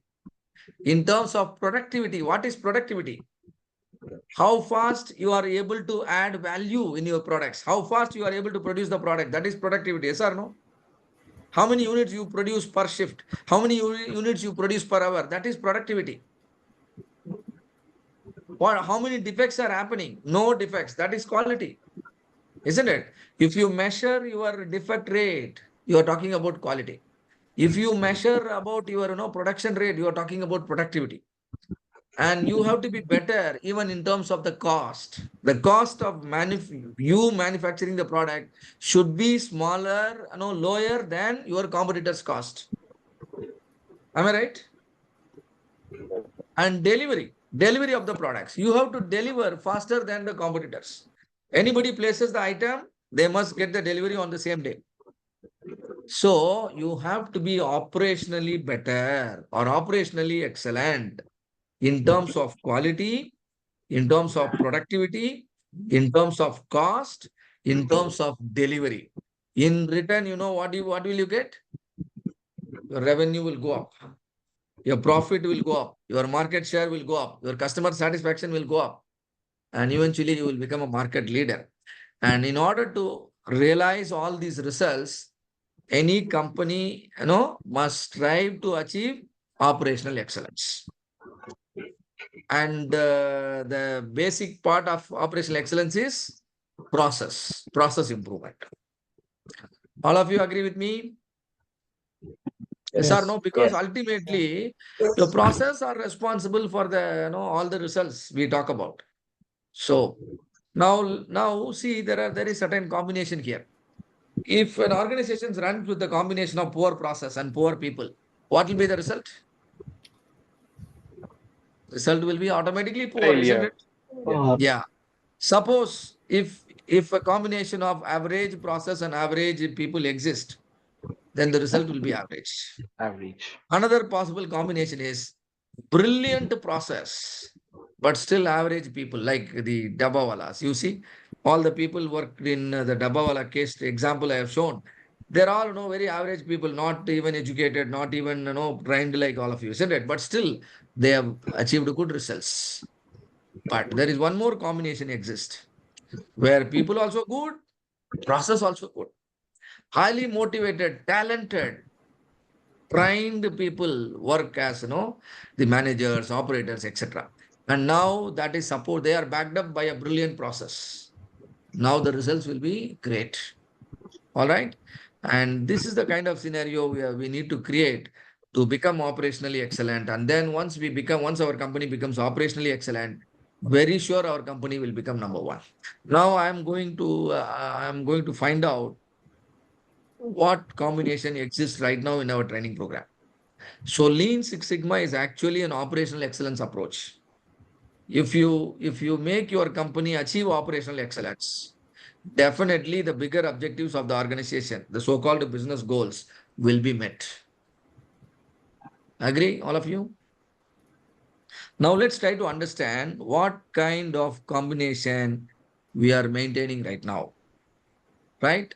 I'm going to check. What do you think right now in the training program? There is a process, this side, training process. No, we are conducting the training. And what do you think the process is? Average or below average or brilliant? And there are other side people, participants. Are they average? Are they below average? Or are they also brilliant? If both are brilliant, the result will be extraordinary. Yes or no? Yes. Yes. What do you think? Yes. What kind of Yes, combination sir. we are running right now? 7 o'clock, 10 o'clock, 9 o'clock, all of you are sleeping. If all of you are sleeping, then you are average and below average. None of you is, sleeping. You're all awake and very active. So let us do a test now. A small exercise. What I will be doing is, I will be showing a set of numbers and symbols. And I expect you to memorize the numbers and symbols. Do you understand the task? I'll be showing numbers, let's say 10 numbers, 1 to 10. And for every number, I will map a symbol. Your job is to remember the number and the symbol together. If you can match 10 numbers with the 10 symbols, you are brilliant. You are considered brilliant. And finally, if everybody gets 10 out of 10, I will consider our process is also brilliant. All right. So let's do that exercise. Don't be over smart. When I show the numbers and symbol, don't write it down. You are supposed to memorize, right? And don't take any kind of screenshot or anything, not allowed. Just memorize. That is the task. And then when I ask you to write it down, then only you should write it down. So your time starts now. 45 seconds for you to memorize.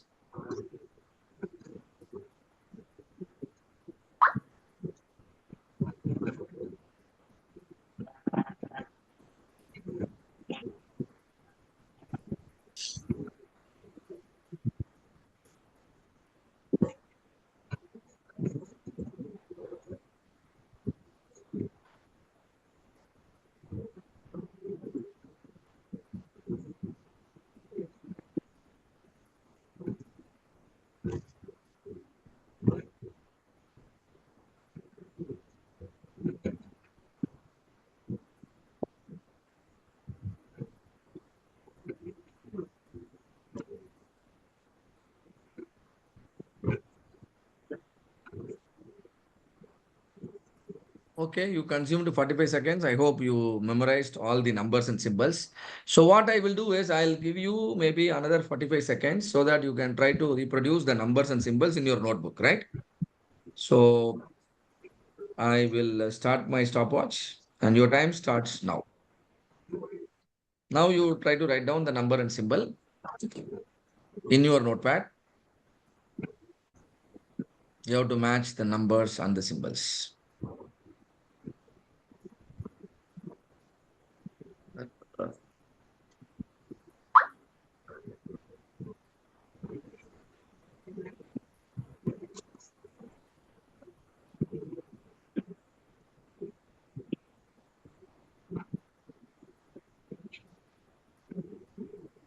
10 more seconds.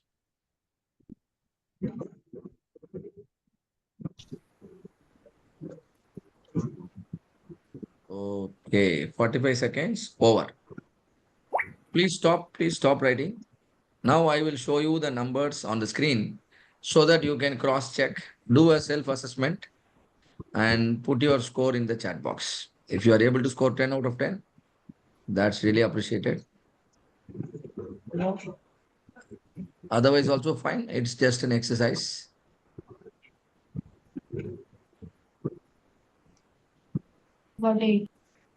Yeah. So all of you can keep an eye on the chat box. Somebody gets, Shubhangi got 8, Sriram got 7, Gopi got 9 and 8 and 8, 7 and now there is a 10 coming up. Who is that 10? Okay, Akshant. Yeah. And can you see variation in the output, all of you? 1 or 2 got 10 out of 10. I really appreciate those 1 or 2. But then there is a variation in the output. Some of you are not able to get 10 out of 10. Maybe some people might have got 7, 6, 5 also. Right. Are you now tell me to which category we belong to right now? Average. Okay.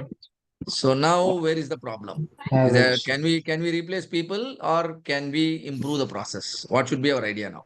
Improve the Improve the process. process. Improve the process. There is no point of simply blaming the people who are involved in the process. Try to think in terms of the process. Are there any improvement possible? Let me make a small improvement in the process. See here, improvement, there are 4 types of improvement. One type of improvement is making the job easier for people. Right now, the job is difficult for all of you. That is why all of you are struggling. I could see it in the result, in the chat box. Now, I am going to make the job easier for all of you by logically arranging the numbers and symbols. If I arrange the numbers and symbols, yeah, some pattern, some logical arrangement of numbers and symbols, you can see now. Do you find it easier? Do you find it easier now? Easier than the previous context, isn't it? Yeah. Yes. Now tell me, will you be able to remember all the numbers and symbols if I give you Repeat the Yes. exercise. Will you be able to get 10 out of 10? Yes. Yes. Yes. That means definitely, our results are improving. So that is the beauty of, working at the process level. That is the beauty of process improvement. You improve the process, your results will automatically improve. If all of you score 10 out of 10, absolutely zero defects. Do you think all of you will get 10 out of 10? Still, some of you might struggle, isn't it? So Yes. it should be the improvement must be a continual process. Process improvement is a never-ending journey. We keep on improving, right? And at some point of time, we might achieve the 100%, right? So the next level of improvement,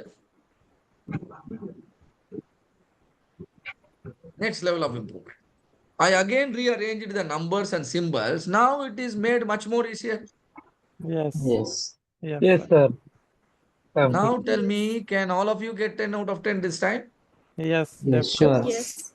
Now we definitely belong to the last category. Brilliant set of people with brilliant process.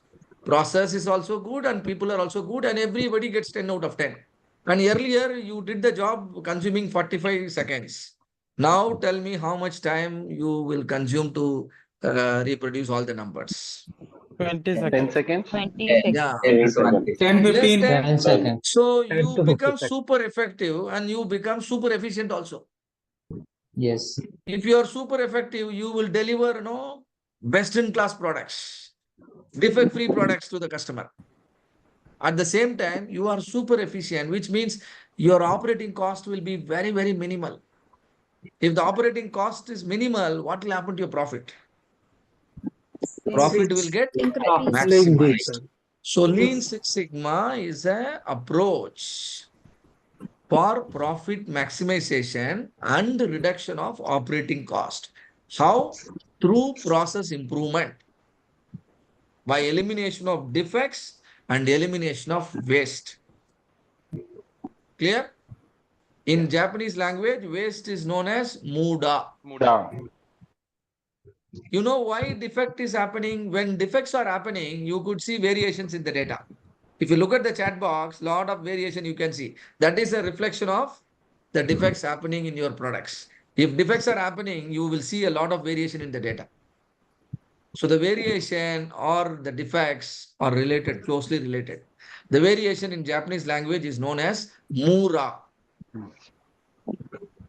Muda is waste, mura is variation. If line is poorly balanced, it's a variation, isn't it? And if you don't identify the muda, don't identify the mura, or don't identify the waste and defects, don't eliminate, then the risk levels will be very, very high. Am I right? Yes. Risk of producing poor quality product, risk of running at a higher operating cost will be very, very high. Simply because you are not taking efforts to eliminate the defects, not taking efforts to eliminate the waste. The risk in Japanese language is known as muri. Muda, Mura, and Muri, 3M.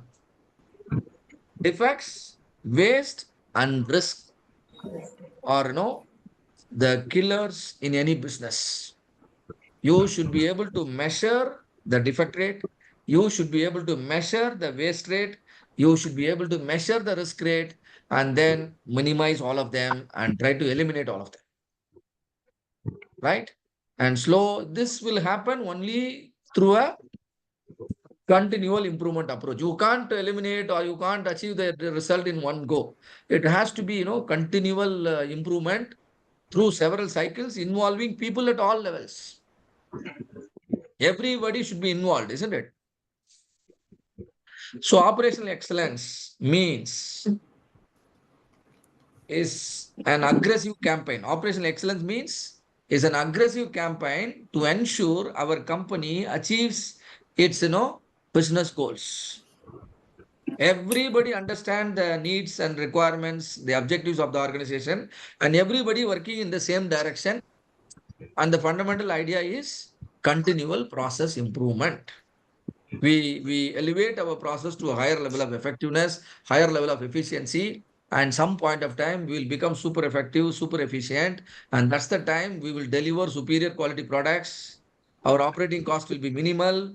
And then our delivery will be faster. Everything, will happen. So that is known as operational excellence. So Lean Six Sigma is actually an operational excellence approach that can help any organization to boost the profitability, improve the market share, and the customer satisfaction. And the primary focus will be on the quality of the products and quality of the services. And this is what many companies, adopt, and then they become number one in the market. Say, for example, so when Reliance Jio was introduced in the year 2016, they are almost invisible in the market. Can you see that they don't have any share here? Reliance Jio. And 17 also, they are not visible. But 18, can you see 11% share Jio has acquired in the market? Where from the 11% of the customers came? Is that all of them are newborn? All of them came from some other planet? All of them came from your competitors, yes or no? Yeah. Yes. Why they came? Because they offered products and services with superior quality at a cheaper cost. And the delivery was fast enough. All the customer requirements are met, isn't it? Please note, they did this strategically. Purposely, they gave their products and services free completely, yes or no, in the beginning. Yes. It means it is done strategically. What is strategically? Practicing your idea over a considerably longer period of time is that means you are strategizing your business. They wanted to delight their customers first 1 or 2 years. They know they are not going to they are going to lose a lot of money. The investment, because it is part of their strategy, they have already decided a budget and they spent it properly. And now they are getting a lot of return. They have already recovered all their money, isn't it? Yes. That is the advantage of executing your strategy in a reliable manner. If you keep on change your strategy, it means you do not have any strategy. Strategy means you believe in your idea and then implement the idea in a very effective manner. And see here in the 2019, their market share is 27%. 2020, the market share is 33%. That means in 5 years' time, they have become number one. Even though Jio is a big company, they have budget and everything. Anyway, it's a new company. Only advantage is, it's a big group and then they have the budget and everything. But otherwise, as a startup, in just 5 years, they have become number one. Do you think such a chance exists for your company also? Yes. You must strongly believe in it. Your company should believe in it. If everyone inside your company believes in it, and if that is supported by a very good leadership team, in the next 5 years, your company can be a market leader. Yes or no? Yeah. Yes. Yes. Yes, sir. If your company can believe in that, and if everyone in the organization also believe in that, then Lean Six Sigma can bring the magical results even for your company, right? First of all, you all have to believe, right? Okay. So this is the book I was telling. There are 7 important habits you all must develop. Habits or nothing but the skill set, right? See, if you keep on uh, practicing certain things, it eventually becomes your habit, and then it is part of your skill set. So what are the 7 important habits listed here? Can one of you read it out? Somehow, as part of the course, we are trying to sharpen these skills. Yeah, please go ahead, one of you. Proactive, Okay. begin with an end, prioritize, think win-win, listen to get listened, synergize, sharpen the saw. You must demonstrate all these 7 skill sets in your professional life also. The book says they are needed in your personal life. I am telling you, they are needed in your professional life also. The beauty here is we are going to provide you the tools and techniques to sharpen these 7 skill set. So you can help yourself become successful in the shortest period of time. Proactive means taking charge of yourself. Who is responsible for your career growth? Taking the responsibility. Do you think your father is responsible for your growth? Do you No. expect your father to provide you everything? No. At which age you realize that? That's your day number 1, isn't it? That is called proactive, realizing that we are responsible for everything that is happening in our life. Your company should also understand that. If they wanted to become number 1, they'll become number 1. If they're okay with how they are doing, they'll be continuing the same. Isn't it? That is the first point. Second point, what is second point? Begin with an end in mind. The destination has to be always clear and specific. If the destination is not defined properly, the journey cannot start. Agree, all of you? Yes. So any company should have a well-defined goals, objectives, and very importantly, that must be communicated to people at all levels. Yes or no? This is what I want to achieve as a company. Then everybody can actually, start making a progress. Otherwise, people will be moving in a scattered manner, and then, the result will get delayed. Third point, prioritize. Always, life brings many opportunities. Yes or no? You might have joined the Six Sigma courses in, Zen other platform. There are several platforms exist, isn't it? Yes. But which is important to you? You have to choose, make the right choice. That is called prioritization. When you are actually, searching for a life partner, you must have been flooded with plenty of options, isn't it? And finally, you have made your decision. You have prioritized. Maybe you have certain priorities, if your priorities are clear, if you assign proper weightage, then your decision will be the best decision. Yes or no? That is called art of prioritizing. Right? Prioritization is another important skill you all must develop. There are 100 projects that can be executed in your company. But in which order? Which project must be executed first? Which is most important in the current point of time? That is called prioritization, isn't it? So that with less effort, you derive maximum benefit. Fourth one, think win-win. All the stakeholders should get the feel of winning by doing business with your organization. Who are stakeholder? Customer is a stakeholder. Management is a stakeholder. Employee is a stakeholder. Society is a stakeholder. Environment is also part of, we need to consider the environmental requirement also. Government. If your products and services are not harmful or not hurting the interest of any of this party, then your business will be a super hit success. Yes or no? Suppose you run a very profitable business, but then your products are not environment friendly. You know what will happen in the long term? One day the closing ceremony will happen immediately, isn't it?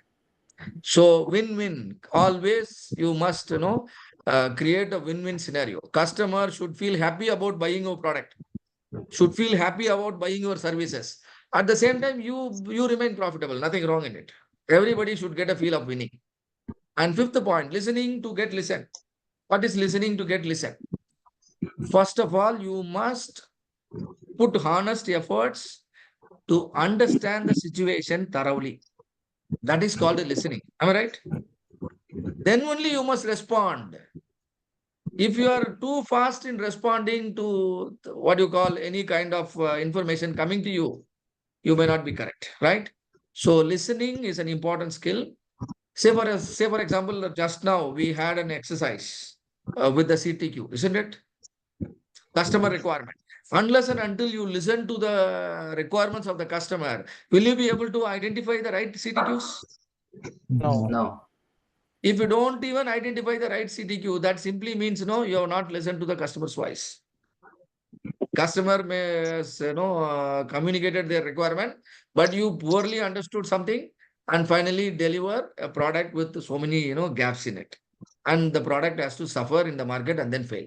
So listening is another important skill. Listening is understanding fully. if you react to the situations too fast without properly listening, that is not going to serve the purpose. Then synergizing. What is synergizing?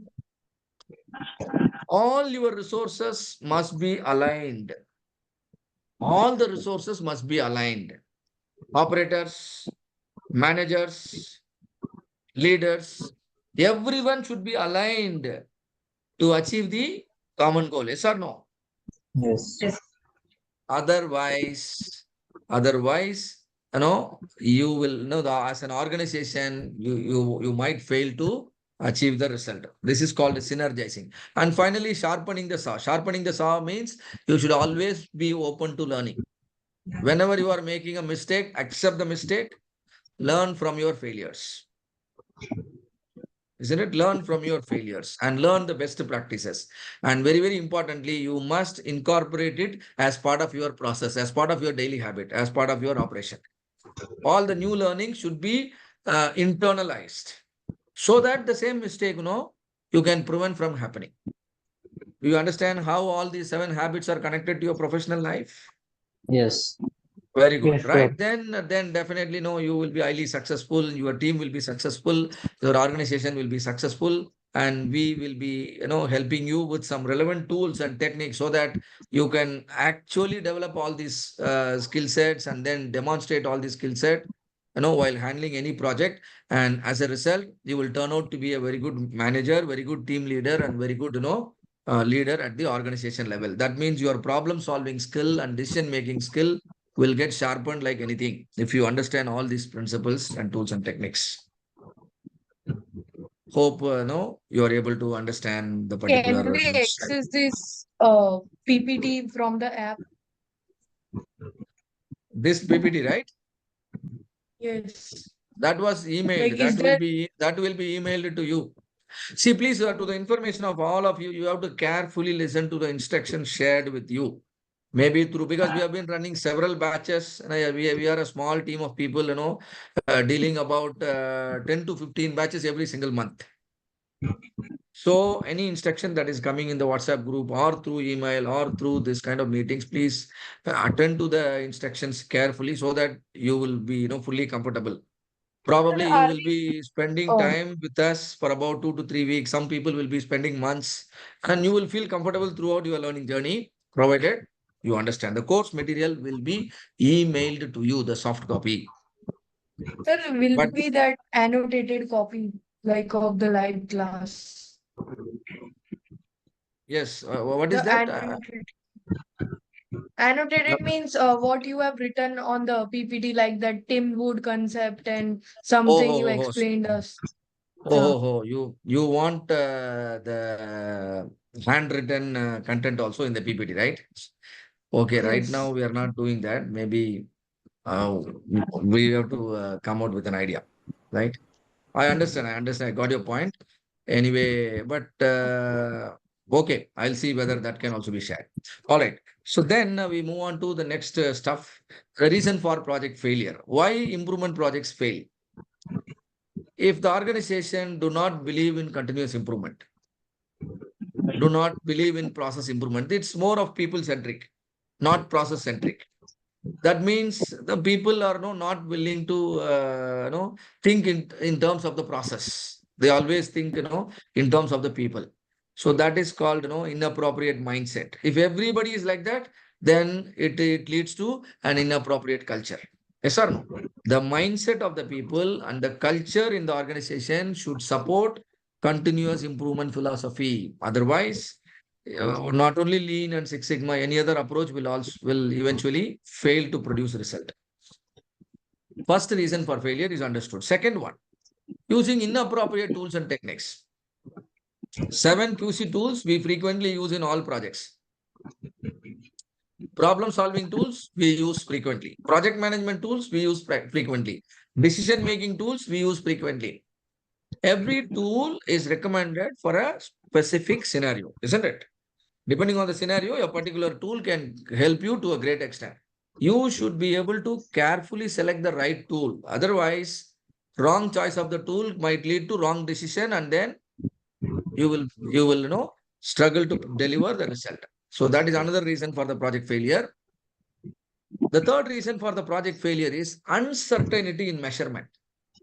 What is uncertainty in measurement? Maybe people do not know how to use the measuring instrument, or they don't understand the characteristics properly. Say, for example, I want to measure the room temperature. If I ask you to measure the room temperature, will you be able to get me the correct reading? Or some additional explanations are needed?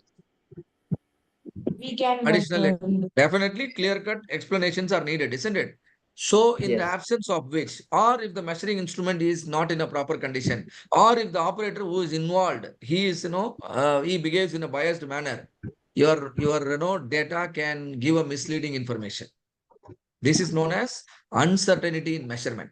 If you don't understand that, the uncertainty in measurement can lead to misleading kind of conclusions. It's it simply means, otherwise, if you don't understand that, it leads to a scenario of driving a car with your eyes in a closed condition. If you drive a car keeping your eyes closed, tell me, will you reach the destination? Very dangerous also, and you may not reach the destination also. So you are creating a similar scenario by believing every data that is coming to your table. Am I right? If you have the habit of believing every data that is coming to a table, sometimes it will be equal to a scenario of driving a car, keeping your eyes closed. Not good, isn't it? So measurement error, there is a limit for measurement error. And the limit is 10%. All people, normal industry practices, 10 measurement error should be less than 10%. And sampling error must be less than 5%, in the absence of which data should be considered unworthy for analysis. Right? So you should validate data before conducting any analysis. And that is another reason for project failure. The fourth reason, lack of methodology. People don't know where exactly is the starting point, how to start a project, how to end a project, and what to do in between. A step-by-step approach, a step-by-step guidance is required to the project team. Otherwise, they will make a mess out of it, and then people will be directionless, and then they don't work as a team, and all the confusions can happen. So step-by-step approach is always advantageous. See, if you have to jump a 15 feet wall, I am very sure each one of you will struggle to jump, because 15 feet is so high, isn't it? But if I keep a ladder, everybody can use the ladder and then cross the same wall, right? So that is the advantage of having a methodology. In Six Sigma, we talk about a methodology known as DMAC. Define, measure, analyze, improve, control. Every project will go through 5 stages. We'll be thoroughly explaining you every stage of the project. We call it phases. First phase, define. Second phase, measure. Third phase, analyze. Fourth phase, improve. Fifth phase, control. I'll be talking in detail in the upcoming sessions. But if a methodology is lagging, or if you are believing in a weaker methodology, that might become a reason for the project failure, because it can give room for the failures. And the fifth reason for project failure is inadequate process knowledge. If you want to be a project leader and fix a particular problem, you must at least know the department responsible for the problem. Am I right? You should at least know the particular product in which the problem is happening.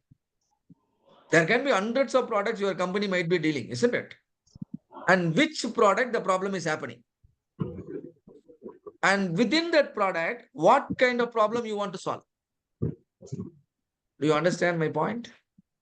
Which department, which product, which particular type of defect, and then what is the process that needs to be improved. This idea, this understanding is very, very important. Otherwise, you will utilize your resources in a wrong area. The improvement is required in a particular process. What is the point of you improving some other process? Because the problem is coming from a particular process only. That process you should be able to figure out. What is exactly the root cause, you don't have to know. Don't worry. That is okay. But if you don't even know which is the process responsible for a particular failure, then you lag in terms of the process knowledge. Hope all of you understand what I'm telling. Inadequate process knowledge can be the reason for the failure of a project.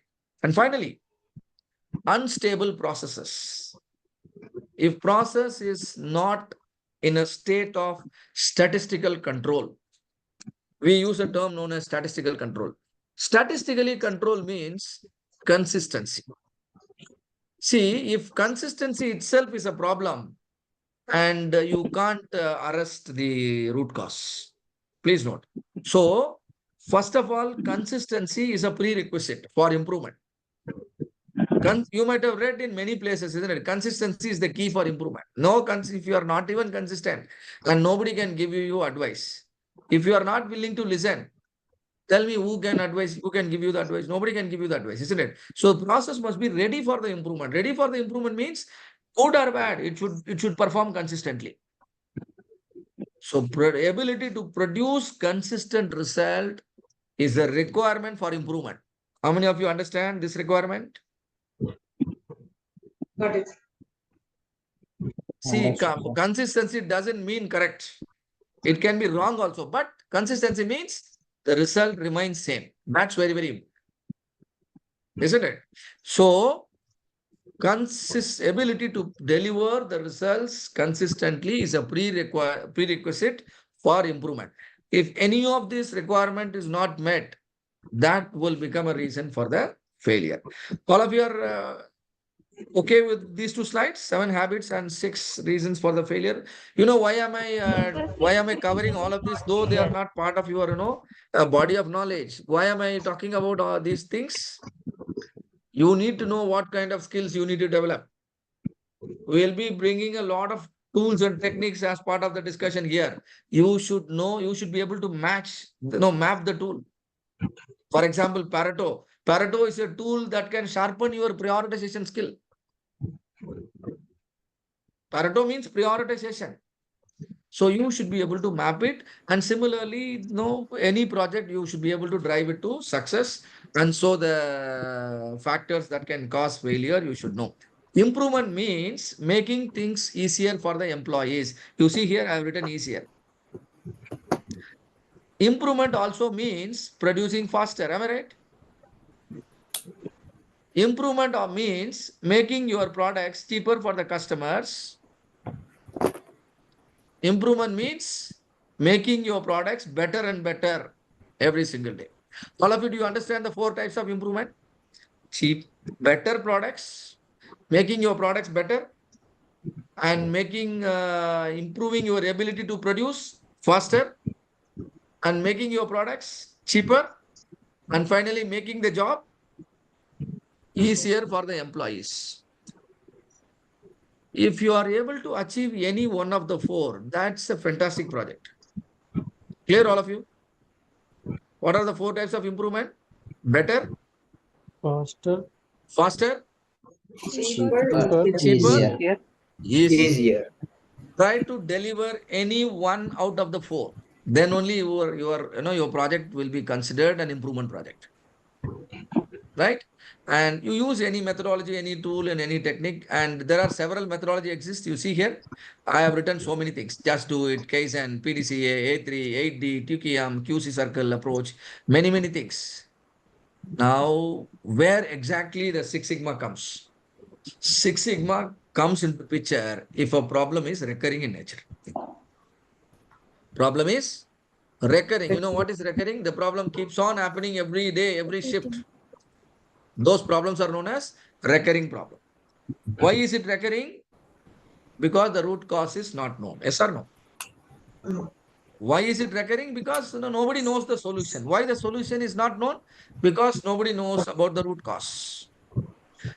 Problems which are recurring in nature, for which solutions are not available and root causes are unknown. If you come across this scenario, that definitely becomes a candidate for Six Sigma approach, Six Sigma methodology. Clear, all of you?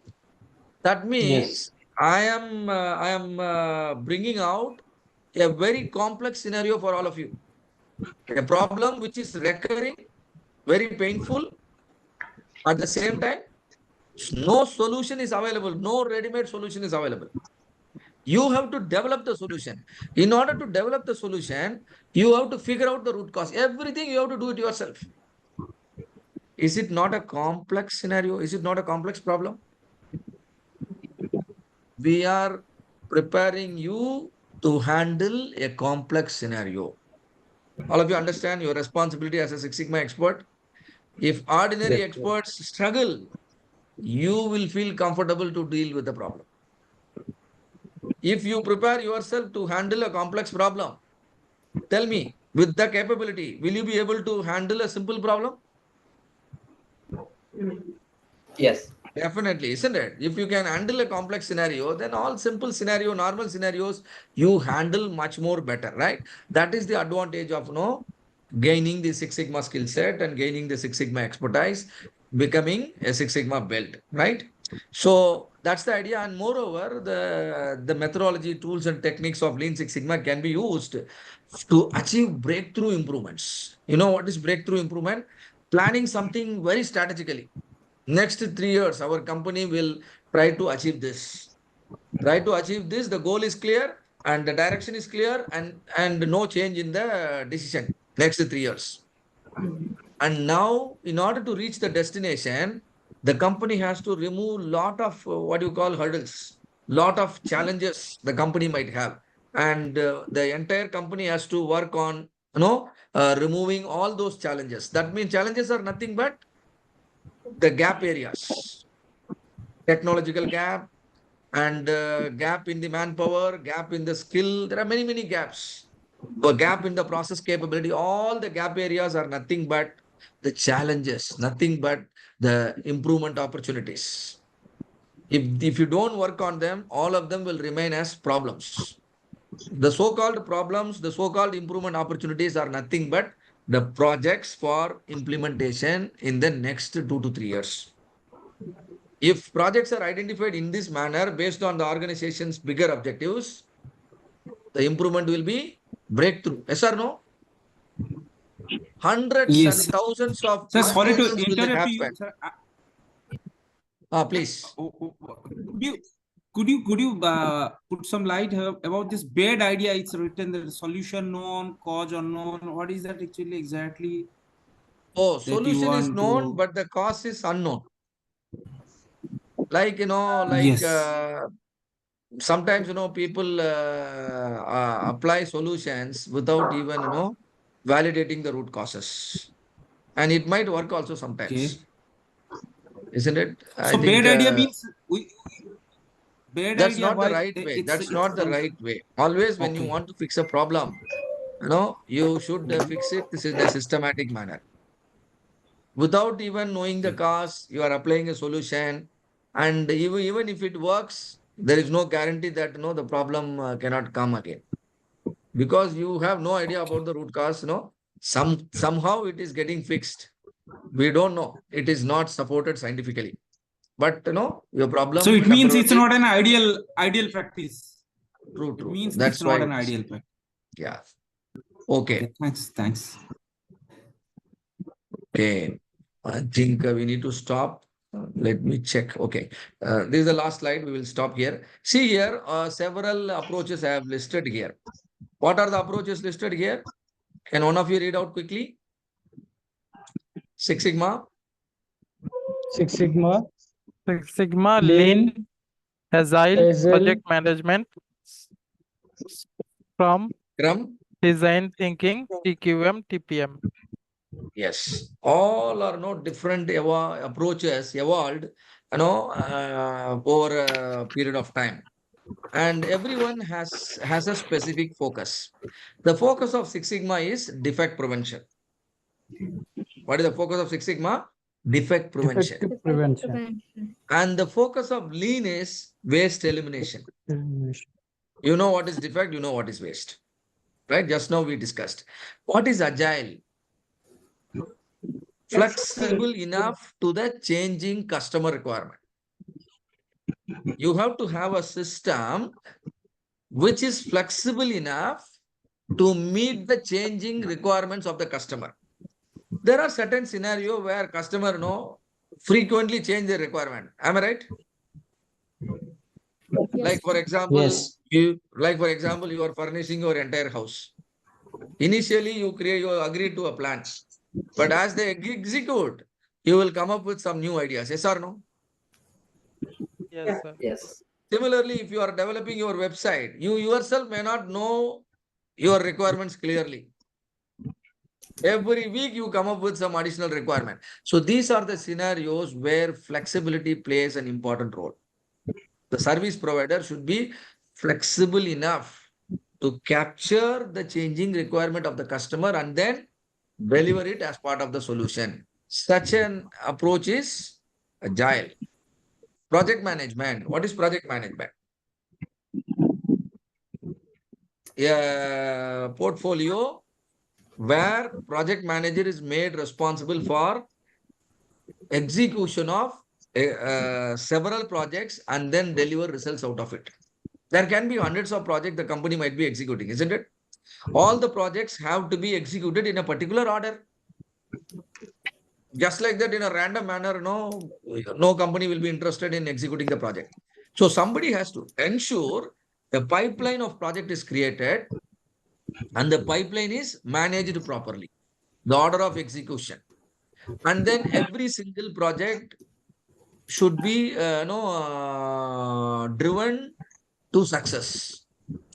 And now, please note, the responsibility of the project manager is he will be balancing certain components like timeline for the project, cost for the project, scope of the project, the deliverables, the quality, and then the available resources and etc. See here, but in a project management context, solution is considered to be available. Project manager is not responsible for the solution. Please note, that's very, very important. Solution is available, but he is responsible for implementation of the solution. During implementation, he should stick to the scope. He should stick to the timelines. He should stick to the resource constraint. All that he has to manage. But a Six Sigma expert, he has to develop the solution as part of his project. That is how Six Sigma expert, the responsibility of a Six Sigma expert will differ from a project manager. Are you able to understand, all of you? Yeah. Yes. The project Yes, sir. manager is responsible for implementing the solution, but a Six Sigma expert is responsible for developing a solution. Clear, different portfolio, right? And coming on to the other side, Scrum. What is Scrum? A bigger task is broken down into several smaller elements. And for each of the smaller element, proper expertise within the organization is identified and he is made responsible for. If some of you could sing beautifully, then the singing task will be assigned to you. Why? Because you are a great singer, isn't it? So this way of working is known as Scrum. Any project, whatever, be it a software development, there are different, the different modules of the software will be developed separately by different teams because they are competent in their area. And finally, that will be assembled to develop the complete software, right? So that is known as the Scrum. And then design thinking. Thinking about the customer's experience while using your product, while offering, while using your services. Say, for example, 10:30 in the night, 10:20 in the night, how much snow, what kind of experience you all will be going through listening to a lecture like this, late in the evening hours. So you need to think from the customer point of view. That is known as what? Design thinking. Do you understand? Suppose you order a cup of coffee in a hotel and that hotel brings you a flask full of coffee, right? But they forget to provide you a smaller cups. Are you okay with the coffee right now? Coffee has come in a 1 liter flask. No. Are you okay to consume the coffee now? No. No. No. No. So they fail to recognize the user experience. Can you see that? This is because of lagging in terms of the design thinking. You should always think from the customer standpoint. What will be the kind of experience customers will have with your products and services if they use them? That is known as what? Design thinking. You will be able to better develop your products, better develop your services. You will give a small cup, you will give the sugar separately, you will give a small kind of spoon so that they can stir well. Have you noticed all of these things happening in a 5-star hotel? That Yes. Yes, is sir. a kind of design thinking, because they think from your position and all your requirements they capture. Then TQM, what is TQM? Total quality management. Total means involve everyone. The success of this Six Sigma training and certification program, who is responsible for? You. You management. Who is responsible for success of the Six Sigma training and certification program? Management. All of us are responsible, yes or no? Yes. You can't simply, skip the classes and then say that, sir, I have problem here. No, you are also responsible, isn't it? So Yes. trainer is also responsible. The material is responsible. Everything, is responsible. This is known as total quality management. Everyone in the organization at all level is responsible for the customer satisfaction. Right? This believing in this philosophy is total quality management. Now, finally, TPM. TPM means Total maintenance of productivity the management. facilities. Total productive maintenance. Maintenance is also equally important, isn't it? Every machine should, should be always available in a productive condition. Imagine you have a printer in your house and urgently you needed to print a particular letter. And now you realize your printer is, running out of cartridge. Poor maintenance, isn't it? So, these are different approaches needed in different scenario. And see, sometimes integration of everything is needed to succeed in a business. Yes or no? It all depends on the scenario. You can't say a company, just adopt Six Sigma and then, they achieve everything. No. Right? So, every approach, it is actually depending on the scenario, a particular approach comes into picture. A company where all the machineries or breakdowns are frequently happening, then the need of the hour is TPM.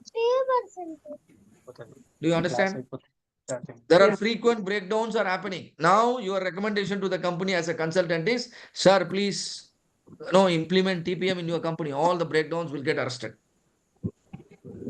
And in certain companies, agile may be the requirement.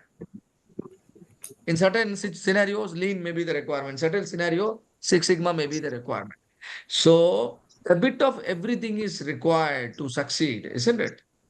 You have to be strict with your children sometimes. You have to be flexible with your children sometimes, yes or no? You have to give them the care sometimes. You have to be very, very strict sometimes. You have to punish them sometimes. Then only they will come out as good citizen in the country. So they will be successful in their career. So that's how all these approaches are also, but we will be focusing more on the Six Sigma here in this platform. Okay, so we will continue the rest of the stuff tomorrow. Any questions to me before we wind up the session? No questions? Just one thing, I just missed what Muri is. What Muri is? Muri means, overloading a resource. If I take the class up to 11:30 today, you will be under stress. Yes or no? Already you are under stress. It is 10:30 now. So this is called overloading of the resources. And overloading is not only applicable to operators and human beings. Overloading is applicable to machineries also, every resource, isn't it? Yes. So to the extent possible, you should not overload any resource. If you actually overload, then it is known as Muri.